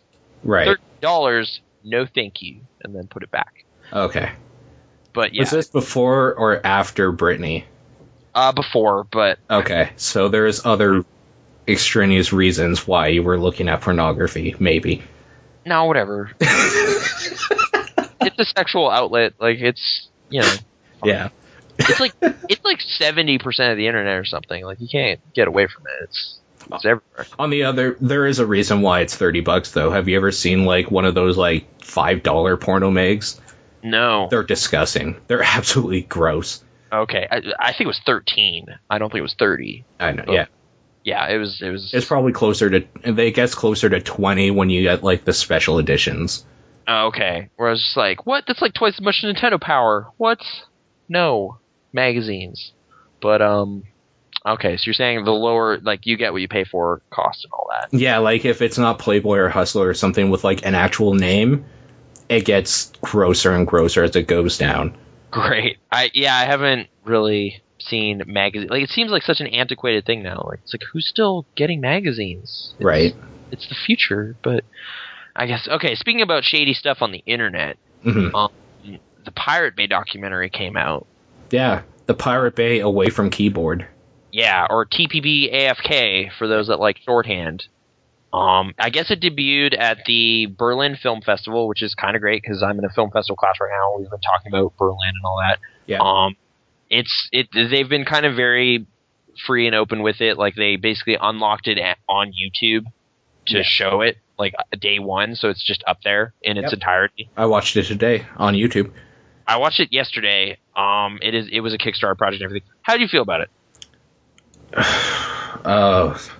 It's not the most interesting documentary.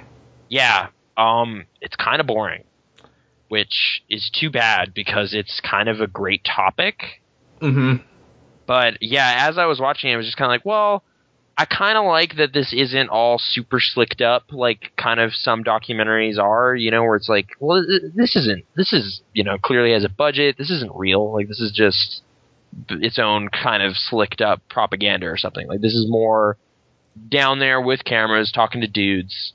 Like, it's got some of that going on, but at the same time, it's just like, it's kind of flat. Like, it's just like, hey, here's these three guys. They went through some court cases or something, and yeah. And it's over. Yeah. One of the three, I guess Peter did an AMA 2 days ago or something, and like I missed it. Okay. Yeah. He kind of said similar things. Like he felt the movie could have done a better job of explaining kind of some stuff, and he felt the court stuff was kind of boring, and he wished it didn't focus on that stuff as much. It was super boring. Yeah, it was kind of neat to see like little bits of their personality and how they think about the Pirate Bay. Like each of them kind of has their own perspective on why they're doing it and what they think is. It sounds like sounds like the general consensus for all of them was it's just kind of cool being involved with a giant thing on the internet. Yeah, like this is a big thing. You know, we got to jump on this big thing that could change things, so that's cool.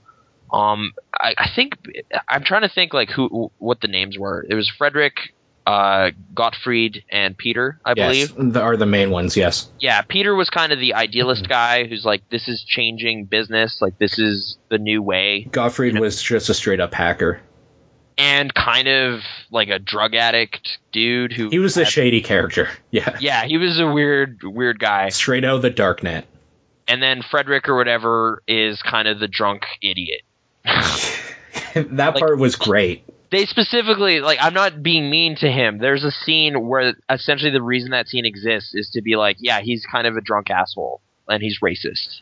Like, that part was hilarious because, like, he's in the bar or whatever, and Peter was just like, he's really fucking annoying when he has a few beers, and he has a few beers every single day. Yeah. Or whatever. And then you just go back to him, he's like, Peter's a fucking idiot. He's just going off. Why wouldn't you encrypt your hard drive? Like, that was Gottfried, I think. Yeah. He's just like, Peter and I, we encrypt. Like, why wouldn't you encrypt your emails? And this is why I blow. Like, he was just going off. That part's great. Yeah, like, there were little bits of, like, interesting kind of stuff just to kind of see these guys, like, see these kind of young tech innovators, I guess you could call them, or like I don't know if they're millionaires, but they're probably millionaires. You know, like the movie definitely kind of tried to make them more like, hey, they're relatable dudes. They're just dudes. Like, look at this crappy car this guy has. But at the same time, like, you know, you don't want to focus on that, obviously, because that kind of undercuts your whole thing of like they're doing it to change the internet and innovate the internet. They're not profiting in the old world way. Yes. But they're probably doing okay. Yeah. Like, I mean, I don't know. Like, Kim.com is ridiculous rich, right? Well, I'm just going to go ahead and say, do you know what it costs to run a website? Quite a bit. It's the bigger it gets, the worse it gets. Yeah. So Pirate Bay, like, they're constantly having to do stuff. Yeah. So they're not pocketing all that money.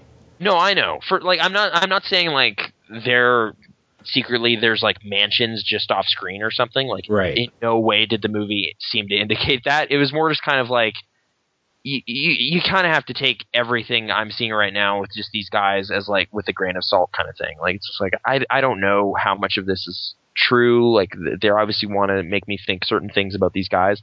Thing is, I went into it with like a generally like piracy is just going to be a part of reality from here on. Agreed. Like, the internet is just going to have that. So don't, you know, that's not a problem in and of itself. Probably the opinions that most reflected how I feel about it was that professor early in the movie. Yeah, where he's saying like copyright is great when it breeds innovation and creativity.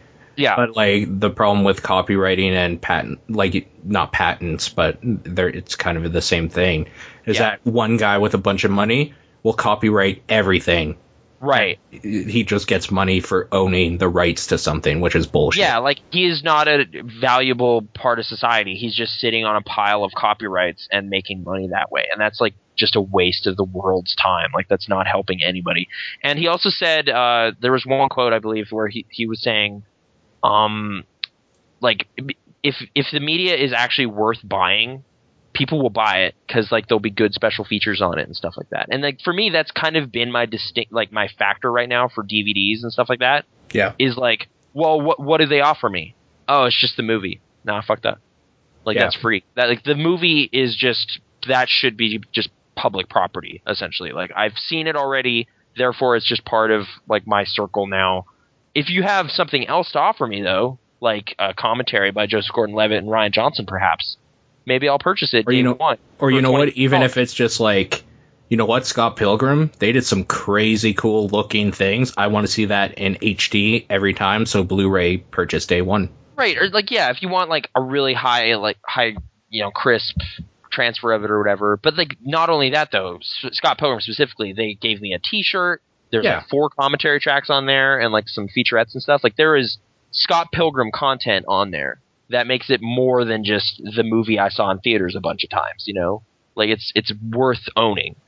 Yeah. If you like it, you know, like, again, but that's the thing, like, it's like, I don't feel like for someone to see it should necessarily cost $25. Like, that's kind of crazy. Right. Like, you don't even know if you like it yet. Why would you pay that? Which kind of, like, I don't want to dwell on it too much because it's definitely kind of like this own thing. But I don't know if you remember, there was a Kickstarter documentary for the whole brony thing some months ago. Yes, I do remember, because you are in fact a brony. Yes. There was a whole big weird thing that happened this past week or so about shutting down production on it. A lot of the filmmakers and some of the people involved in it, like John Delancey, who produced it, were really upset with, I guess, the fans of the show for pirating it. Okay.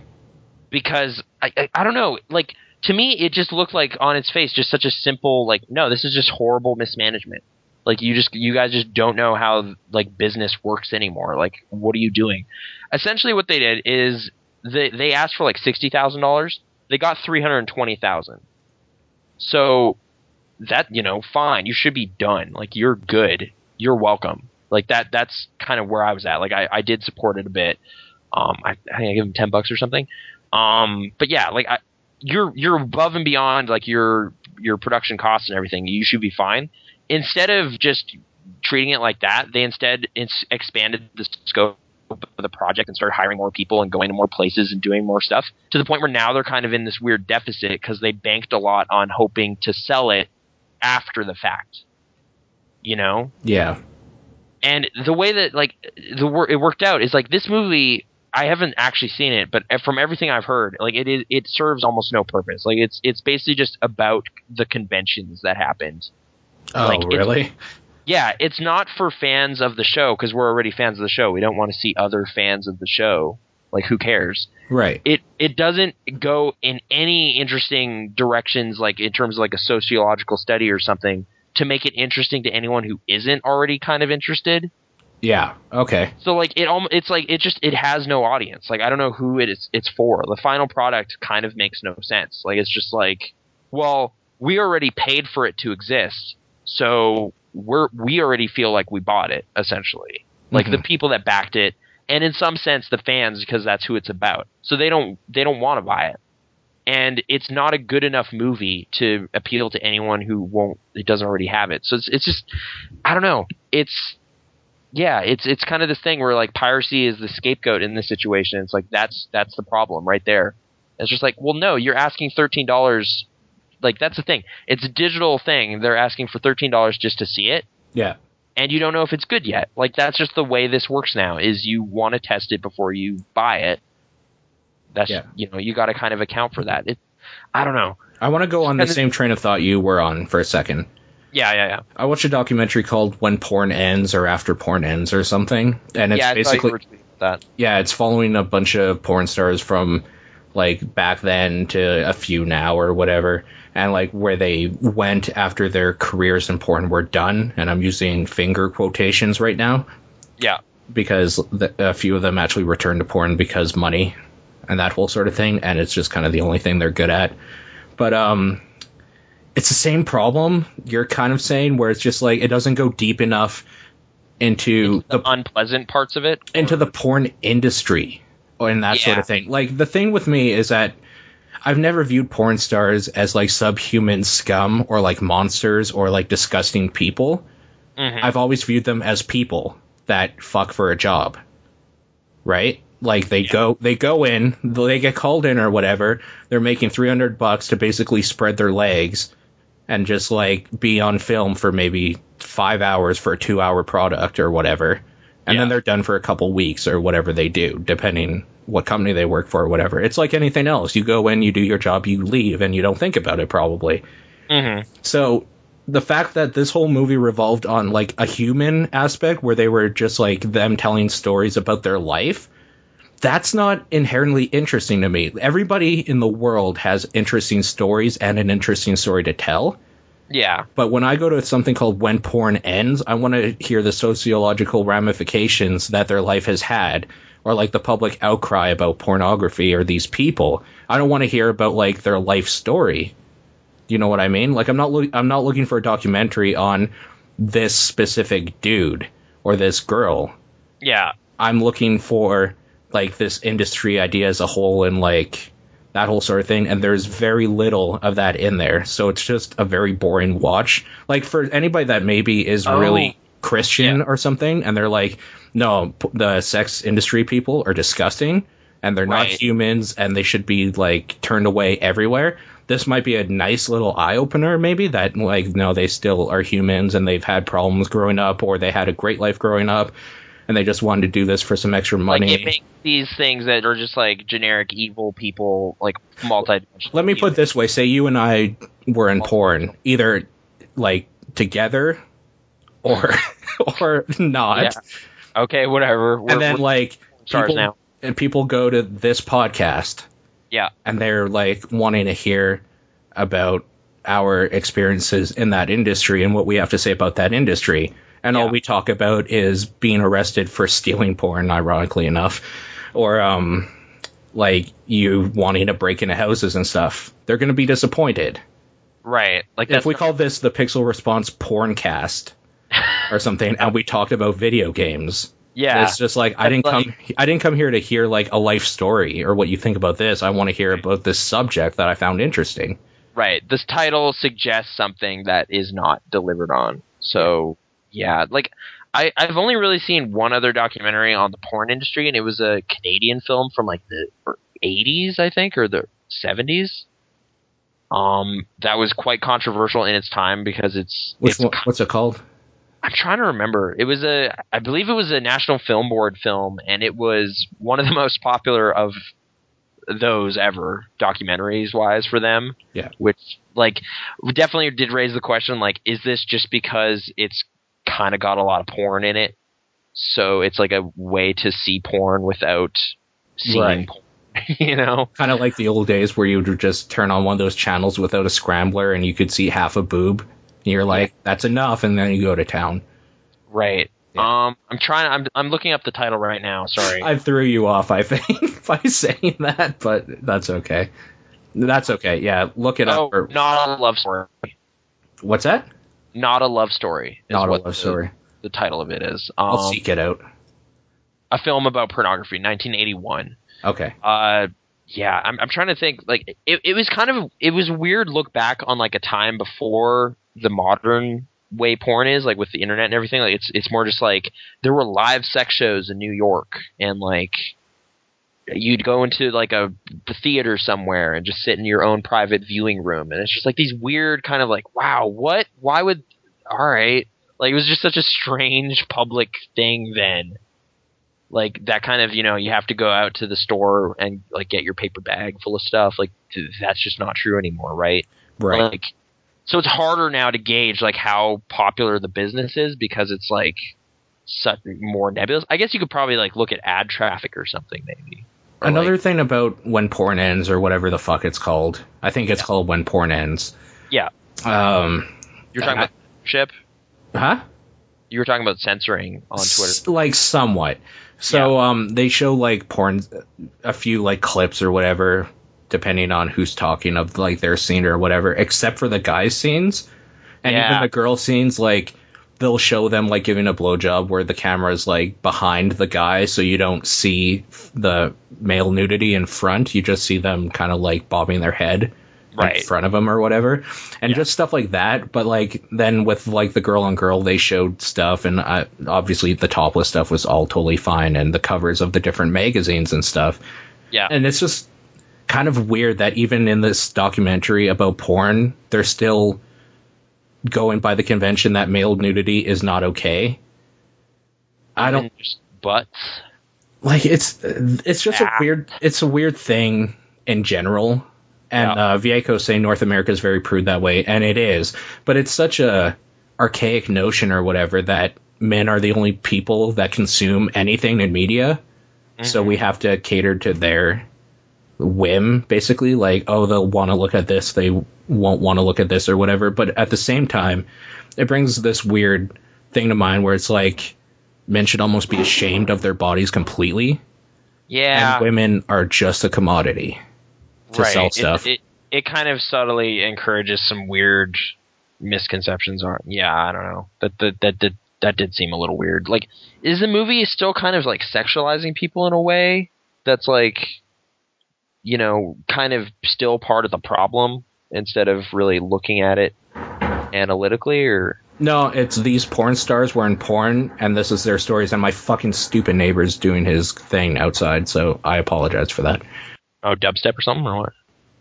Oh, I don't know if you could hear, but the bins we were talking about? Yeah. Moving the bins. Oh, man. I know. Open some garbage in yours. Okay, hold on. Well, what? You still there? Oh, man, Paul. Yeah, no, I muted my mic. I was just looking out my window to see if they were doing that, but they weren't. Okay. In light, just briefly back on, like, in light of what you're saying, how you're kind of hoping for more of like an overarching business perspective on like how big is this, like what is this industry doing, like how does it function, what's going on. That's kind of what I was hoping to see from like this Bloods and Crips documentary I saw. I saw that one too, actually. We could talk about that.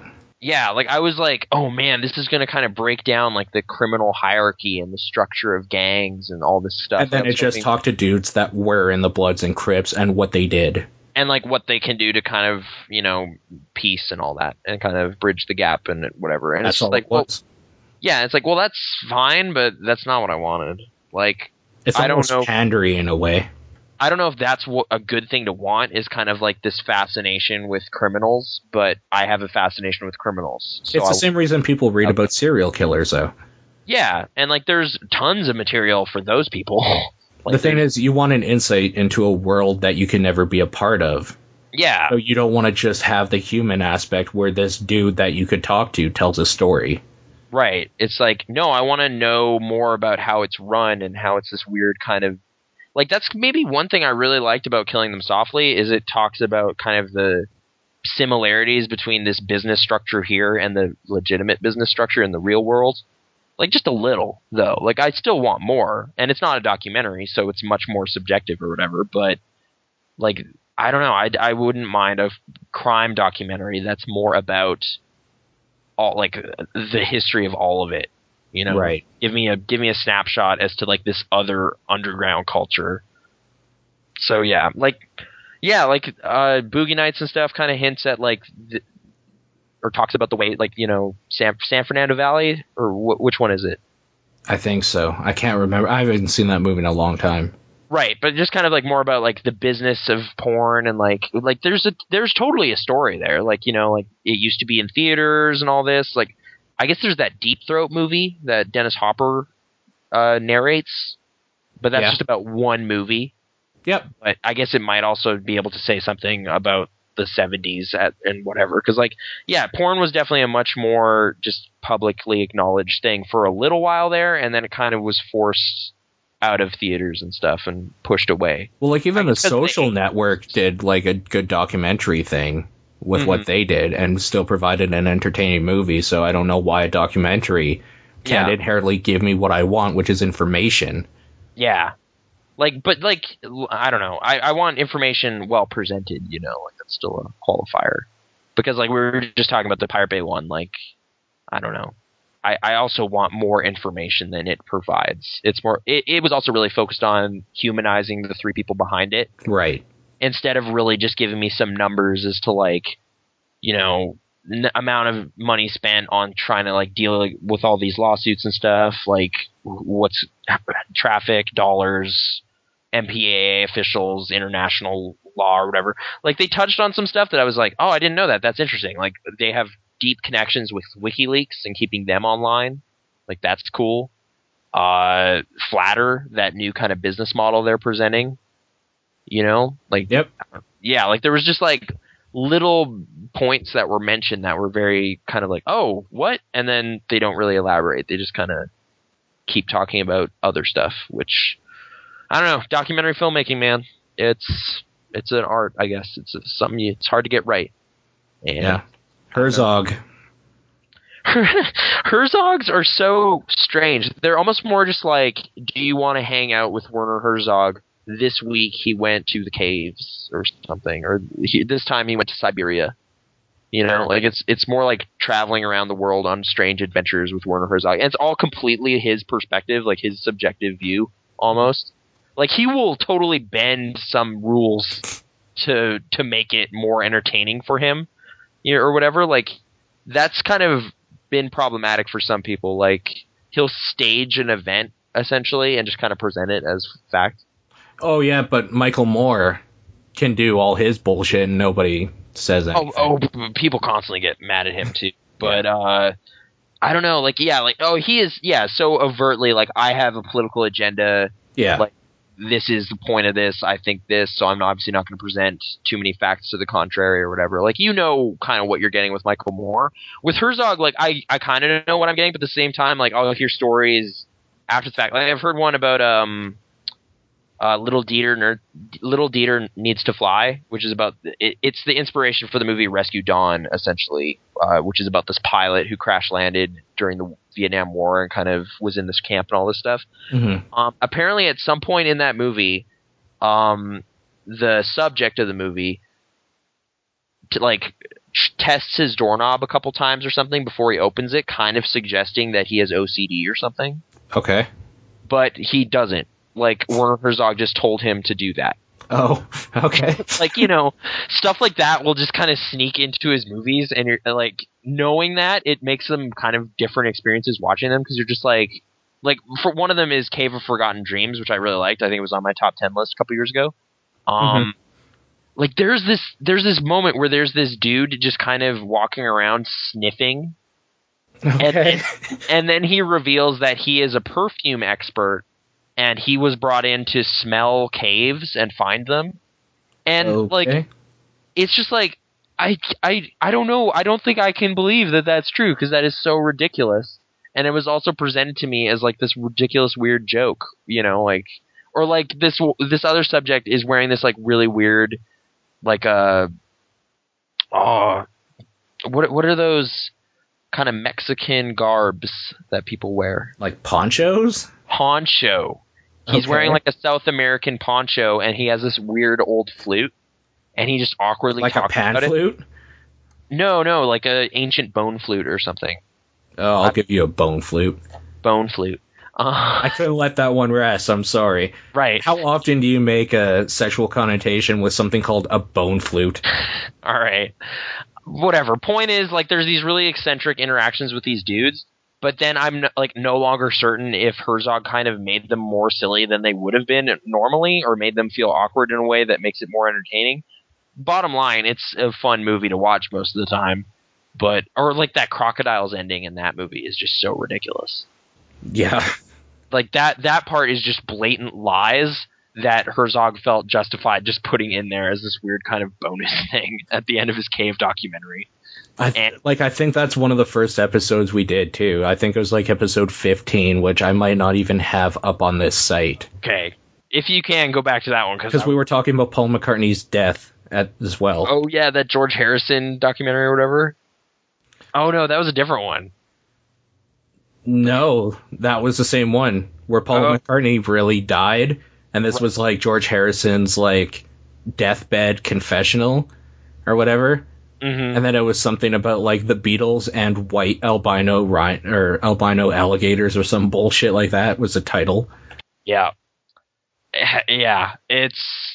It gives his movies a specific character or whatever, and I really appreciate them, but like their status as like true documentaries is definitely put in question. But whatever. I was in a class about documentaries, like that's up for debate too, like what that even means, or there's all sorts of different schools of thought as to how to make a documentary. I don't know. But whatever. Point is, some documentaries are good, some aren't. That's right. All right, I think that'll do it for the main show. I'm trying to think if there was any real other highlights or anything this week. Well, the highlight this week is when people are listening to this not live, it is Valentine's Day. Right. So, do you have any plans for you and your special lady? We'll probably go see that Die Hard movie. It's pretty good plans right there. Yeah. I don't think we have any like dinner plans or anything really, but. And then after you can show her your bone flute. All right. I was hoping you would give that That's like the patent Nathan Rohr dismissal grunt there. Yeah, you got me. Yeah, Chad is saying fuck first, then go to the movie. Oh, okay. So there's a little tip for you. Actually, that might not necessarily work out because it's kind of weird just hanging out with someone after you know you've done terrible things to them. Where you're just what? No, like, I don't want to get specific about that. But yeah, Die Hard comes out this week. I should probably see it as well. I don't even know if it'll be good. I did email you guys and ask you about your thoughts on it or whatever. So I've already heard some of those, but yeah, I'm a little apprehensive about this one for a number of reasons, but I'll check it out. I'll see it. Somebody on Twitter was saying if the next movie after this isn't called Old Habits Die Hard, they fucked up and all of this was for nothing. Yeah. I agree. That was actually the last, ironically enough, that was one of the last titles of our retro kill screen. When we talked about Die Hard Arcade. Is Old Habits Die Hard? Yeah. Okay. I'm seeing no reviews as of right now, so who knows what going in blind. We will have a review, probably not on the site unless Matt writes something out about that. He did write up about that Identity Thief. Yeah. It doesn't sound that good. It did really well this weekend, which was kind of surprising to me. Yeah. But, I guess on that note, I did go see the last Soderbergh movie. Right. Maybe. You sounded disappointed that I was just like, no, I'm not going out. You're like, oh, okay. Yeah. I've written your text. I feel like I've been shooting you down a lot. Well, it's more just like you were kind of saying, like, man, like not a lot to do, hanging around, Well, because the thing is, I can't afford to go see a movie until I have steady income. Right. Yeah. Okay. I guess that's a legit factor. But I was like, I'm trying to get invite you out, be sociable, and it's not working. But okay. I apologize. No, it's fair. I guess briefly just on side effects and I guess Soderbergh or whatever. If that's okay, Yeah. Yeah, it's a hard movie to talk about without kind of really spoiling everything that's going on. So I'm not gonna. I don't particularly care, but yeah. Well, it's way better than Black Ops 2, though. So if we're not gonna spoil that piece of shit, I'm not gonna spoil this movie. Okay. Yeah. So, whoa. Okay. Yeah, we should probably talk about House of Cards as well. I've been watching it. But anyway, Side Effects is presumably the last theatrical release from Steven Soderbergh. It is a thriller starring Rooney Mara and Jude Law that primarily deals with antidepressants and their effects on people and such. Yep. So yeah, there's a whole bunch. There's kind of this whole web of mystery and whatever that comes out of all of that stuff. But it's well acted, it's well shot, and all that stuff. There's some cool business in there. I guess it was partially inspired by kind of the way Polanski does things. Oh, nice. Okay. Was pretty cool to see. Like I can see that comparison. Like there's definitely kind of a slow. You're not really sure who to believe in the situation, like who's in the right, who's in the wrong. I wasn't really sure for a lot of the time. It does a nice twisty thing with its thriller story, which was pretty cool. I like twisty things. Yeah, so I don't know. It's a decent movie. It's the last time perhaps you'll be able to see something that says directed by Steven Soderbergh on it in a movie theater. So if that means anything to you, like maybe go check it out. It doesn't, but yeah, I'll see it. It's a pretty low-key kind of like, smaller scale movie than a lot of, like, it's like, oh, it's not a big spectacle. You need to really see it on the big screen. It's just like good actors doing good stuff. And yeah, I was pretty impressed with it. It also, like, there was an article in light of it coming out, like interviewing him kind of just with his, just having a tough time with the movie business, which is kind of weird for like this guy who's been in it for a long time and he's got an Oscar and all this stuff, like still not getting support or trust with his projects, right? Which is kind of weird. Like it's just like, hey, I want to make this really low budget Liberace movie. I got Michael Douglas and Matt Damon on board, and no one wanted to make it because Liberace was really gay, as it turns out. Which he was kind of just baffled by because it's like, Brokeback Mountain came out like 8 years ago. I don't know. I thought we were kind of done with that, but apparently not. So Chick-fil-A, dude. Yeah, HBO stepped in. It's going to come out, and I guess he's really impressed with that kind of smaller scale stuff. TV, maybe that's where he'll end up doing stuff. Maybe other mediums entirely. I don't know. Someone should introduce him to video games. That'd be cool. We should probably phone Steven Soderbergh, get him on Indie Talks. Okay, I'll just on Indie Talks. Yeah, okay. It's like, welcome back to the indie world. Yeah, smaller scale projects. After that, we'll get Spielberg and Lucas on the line. I mean, yeah, they all started out doing like TV movies and stuff, so there is some validity to what you're saying, right? But not really. Nah, I'm just being a little jokey, but whatever. Yeah, Steven Soderbergh's pretty cool. I was reading about him. Yeah. House of Cards is what Netflix is doing with their programming is fantastic. Absolutely. Just an idea. Like, it's just like, day one, here's a season of a brand new show that didn't exist before yesterday, and now it's all here. It's all, like, HD. Kevin Spacey's in it. Just Vieko was saying in the chat, David Fincher, I believe he only directed the first two, based on what I've read online, but either way, David Fincher's on board. He's directing stuff. Right. Joel Schumacher was also directing a couple episodes, so if that means something to you. Batman and Robin for life. Batman and Robin, he's back with Kevin Spacey. Nipples on every shirt. Yeah. It's, I don't know, it's a kind of a cynical thing about politics and the power game that happens. And it's right down your alley. It has about the right attitude about it all that I do. So it's like, this is how this weird twisted game is played, and the people who play it are kind of gross, but they're kind of smart and whatever. Like there's some good stuff to be had in there. One of the weird things though, There was a point where Kevin Spacey's character just picks up a Vita and is like, "This is pretty great. I should probably get one of these." And I was like, "What is happening?" No one has ever said that about a Vita. Yeah, said ever. Nobody ever. Yeah. Said nobody ever except Kevin Spacey on this new show. To be fair, it was kind of in a context that made sense. In the very first episode of the show, there's a little brief bit where he's playing some Battlefield or something. I couldn't tell which first-person action game it is, but he's playing some sort of shooter. And then later he's like, "Oh, I play a lot at home, so I'm on the road a lot, though. Maybe this would be good."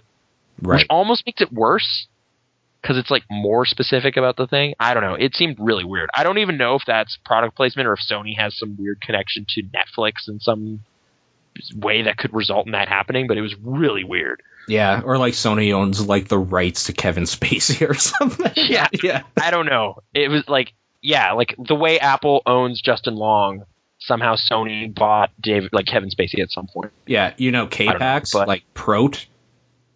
He's just like the prototype for the next Sony product. Oh, there you go. Wordplay like that is why you subscribe. Anyway, I've only seen the first 4 episodes, but I've quite enjoyed it. Kevin Spacey, it's kind of nice to see him have this big part to play and this kind of weird, shady character to get into. So I don't know. It's cool. It definitely has me more optimistic about the upcoming Arrested Development stuff and maybe Lilyhammer, that other show they did. Yeah. I kind of want to go. I did see the first one of that and did like it. It was just more like fish out of water gangster story. I just don't care about that right now. But whatever. Maybe I'll go look at that again. And yeah, definitely just I have a little more faith in kind of their way of doing things. Very HBO. Like they are free to do like just whatever they want. Nudity, cursing, whatever. Like episode length doesn't really matter. Like just because it's internet, and you just put that on there. It doesn't matter. So right. It's I don't know. It's kind of an impressive model for doing business that way. I'm not sure how well it can do, really. I don't know how you judge ratings or like. Dude, I don't think it really matters. People are already paying Netflix for their service, so they're making the money anyways. Right. So maybe it's already taken care of in some sense, but it's definitely been getting some decent amount of talk on the internet and stuff. Like at least in circles I follow. Right. Yeah, that's actually on my list to watch after 7 movies. Okay. I'm pretty happy with everything I've seen of it thus far. So yeah, politics, yo. I'm gonna watch Flight and Argo. I like one of those movies. So. Actually, if you want the full list quickly, it's Argo, Batman: The Dark Knight Returns Part 2, Flight, Life of Pi, Paranormal Activity 4, Sound City, and The Hobbit. Also Skyfall. Okay. But that's not out yet. Yeah. I've been thinking about going to see The Hobbit one more time in theaters just because it's one of those big screen experiences, but right. I don't know. Mm-hmm. Sorry, you said Sound City, and then I interrupted you. Right, just talking about documentaries and whatever. Yeah, I'm looking forward to how they did that because, like, I like Dave Grohl as a person. He just seems like a cool guy. And it has musicians I really respect in there, like Paul McCartney, my namesake, actually. So there you go. Whether he's dead or not, he's... Oh, really? He jams with him, yeah. They play or whatever. Okay. Then there's like... More like that's why... Yeah. I'm just trying to think who else. Like Trent Reznor. Mm-hmm. Oh, okay. Sorry, I thought... Cat. So... What? So, your cat's namesake is in there too. Yeah, my cat's namesake, Trent Reznor. Yeah. Well, yeah, I mean, we'll go with that. So yeah, he's in there. It kind of follows apparently this idea where like this studio with this soundboard or whatever, it's kind of magical because every band or whatever that records on its album sounds perfect or whatever. And it's this weird thing where like, that is what kind of made Dave Grohl kind of famous or whatever. Like their first big album or whatever with Nirvana, he was saying that if Nevermind was never made with this stuff, they probably wouldn't have made it because it captured their grunge sound perfectly in a way they couldn't explain. And like, it's just one of those like mythological things in like an industry, right? Where it's like this thing is magical or whatever. See, my only kind of apprehension around it was it seems to be kind of just the music version of digital sucks, 35 millimeters the best. You know? Like, it's just like, this new way of making music isn't as good as the old way. Right. Like, it just seemed kind of like old men being old. Like, it might be that in the movie, but he straight out has said that, like, it doesn't matter, just make sure whatever you record sounds like you. Right. Like, it definitely seems like I was just basing that on, like, the trailer, and kind of the premise sounded a little weird to me. Like, it was just like, well, no, more artists than ever are out there, so why are you being kind of jaded about it? But maybe it's more just kind of like, this was an important, like, rock history touchstone, and I want to focus on it or something like and that. Even specifically for him, like a personal thing. Yeah. So I mean, yeah, I haven't seen it, so I can't really say. It seemed like that would be perhaps a point of contention I might have. But also, he don't like music. I don't know how I feel about music right now. Yeah, I don't know. It's definitely been an odd year for that. Like, looking at all the music festival lineups and stuff, it's just like, no, I just don't care.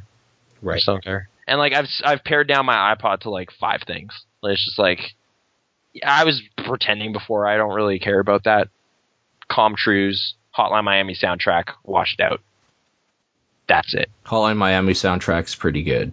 It's pretty good. Until you listen to it too much, then you just look for other stuff.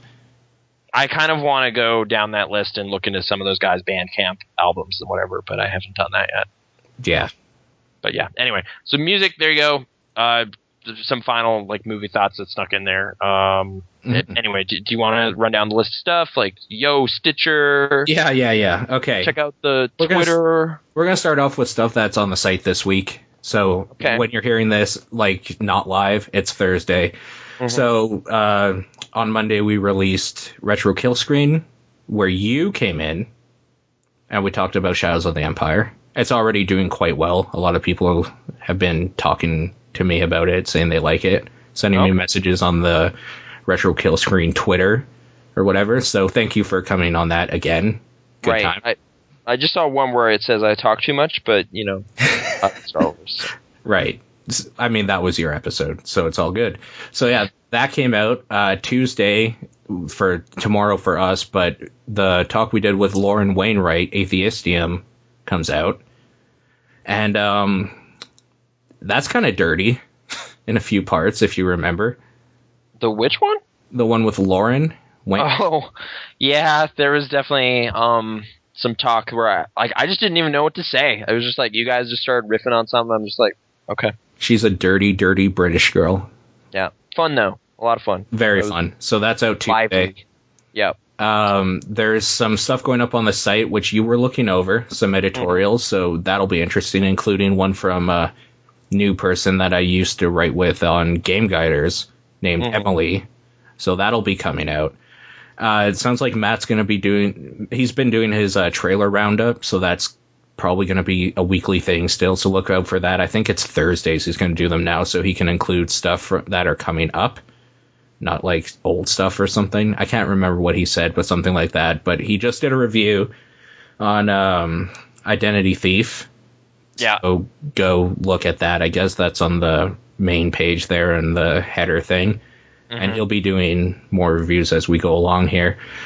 But yeah, we're going to continue trying to do these live whenever we can, these recordings. So today was our first time doing it through the site.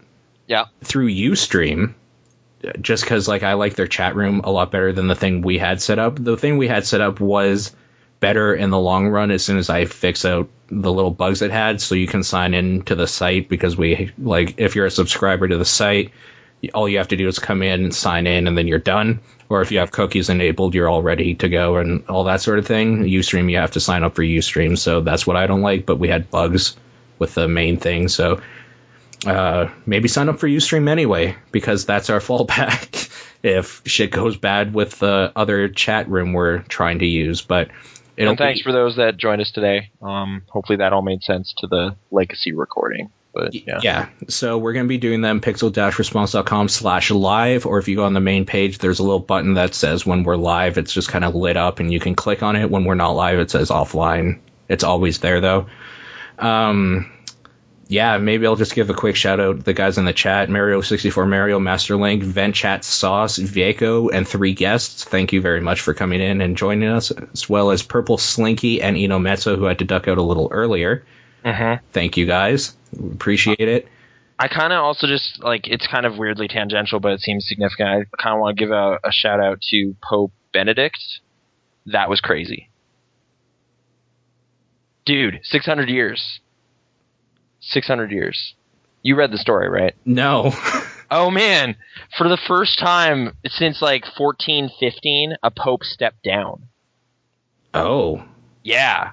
Like, he is abdicating the papacy, essentially, which, I don't know. It's been what the internet has been talking about. It's kind of like a big story, so it's a little, like, I don't know what to really say about it, other than that's history. That's interesting. Okay. Whatever you want to read into, like, what that means about anything, like, it's just interesting that this hasn't happened in centuries. So, whatever. Right.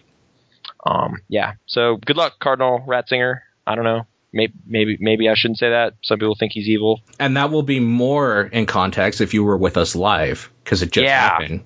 Yeah, it just happened. Yeah. But and also, we'll continue giving stuff out and stuff, like, when we go live and whatnot, eventually. Yeah, but, like, you should probably just join us. It's a fun time or whatever. A lively chat room makes everything better for everybody, because then we can riff off each other and that whole thing. But if you don't want to join us live, or you can't and you just want to send us some stuff, you can do so at podcast@pixel-response.com. You can reach us on Facebook, facebook.com/thepixelresponse. Twitter is pixel_response. You can get me at Exposure, EXFAUXSURE. You can get Nathan at Krasnor, KRAZNOR, who also has a fan page on Facebook. Yeah, thanks, Mario64 Mario. Which I posted a picture of you with Rarity in your bathroom with your shirt unbuttoned and a gun in your pocket. See, I love that photo. I've done my best to put that out there, but I feel like that will be a thing in 20 years that I'll regret having done. Yeah. But it's funny for now, so okay. Also, we are on Stitcher. Stitcher's been acting real weird lately. If you can get our stuff on it, great. I'm trying to fix that. They have an old feed that is no longer in effect. And I don't know why they're not switching over, so I'm going to have to work on that. But if you're listening to us on Stitcher, give us a thumbs up. It helps out more than you probably know. Or on iTunes, give us a reason why you like or dislike us with a star rating. We won't hold it against you. And as always, visit pixel-response.com for more. And that's it for this week, so we'll see you guys later. Bye.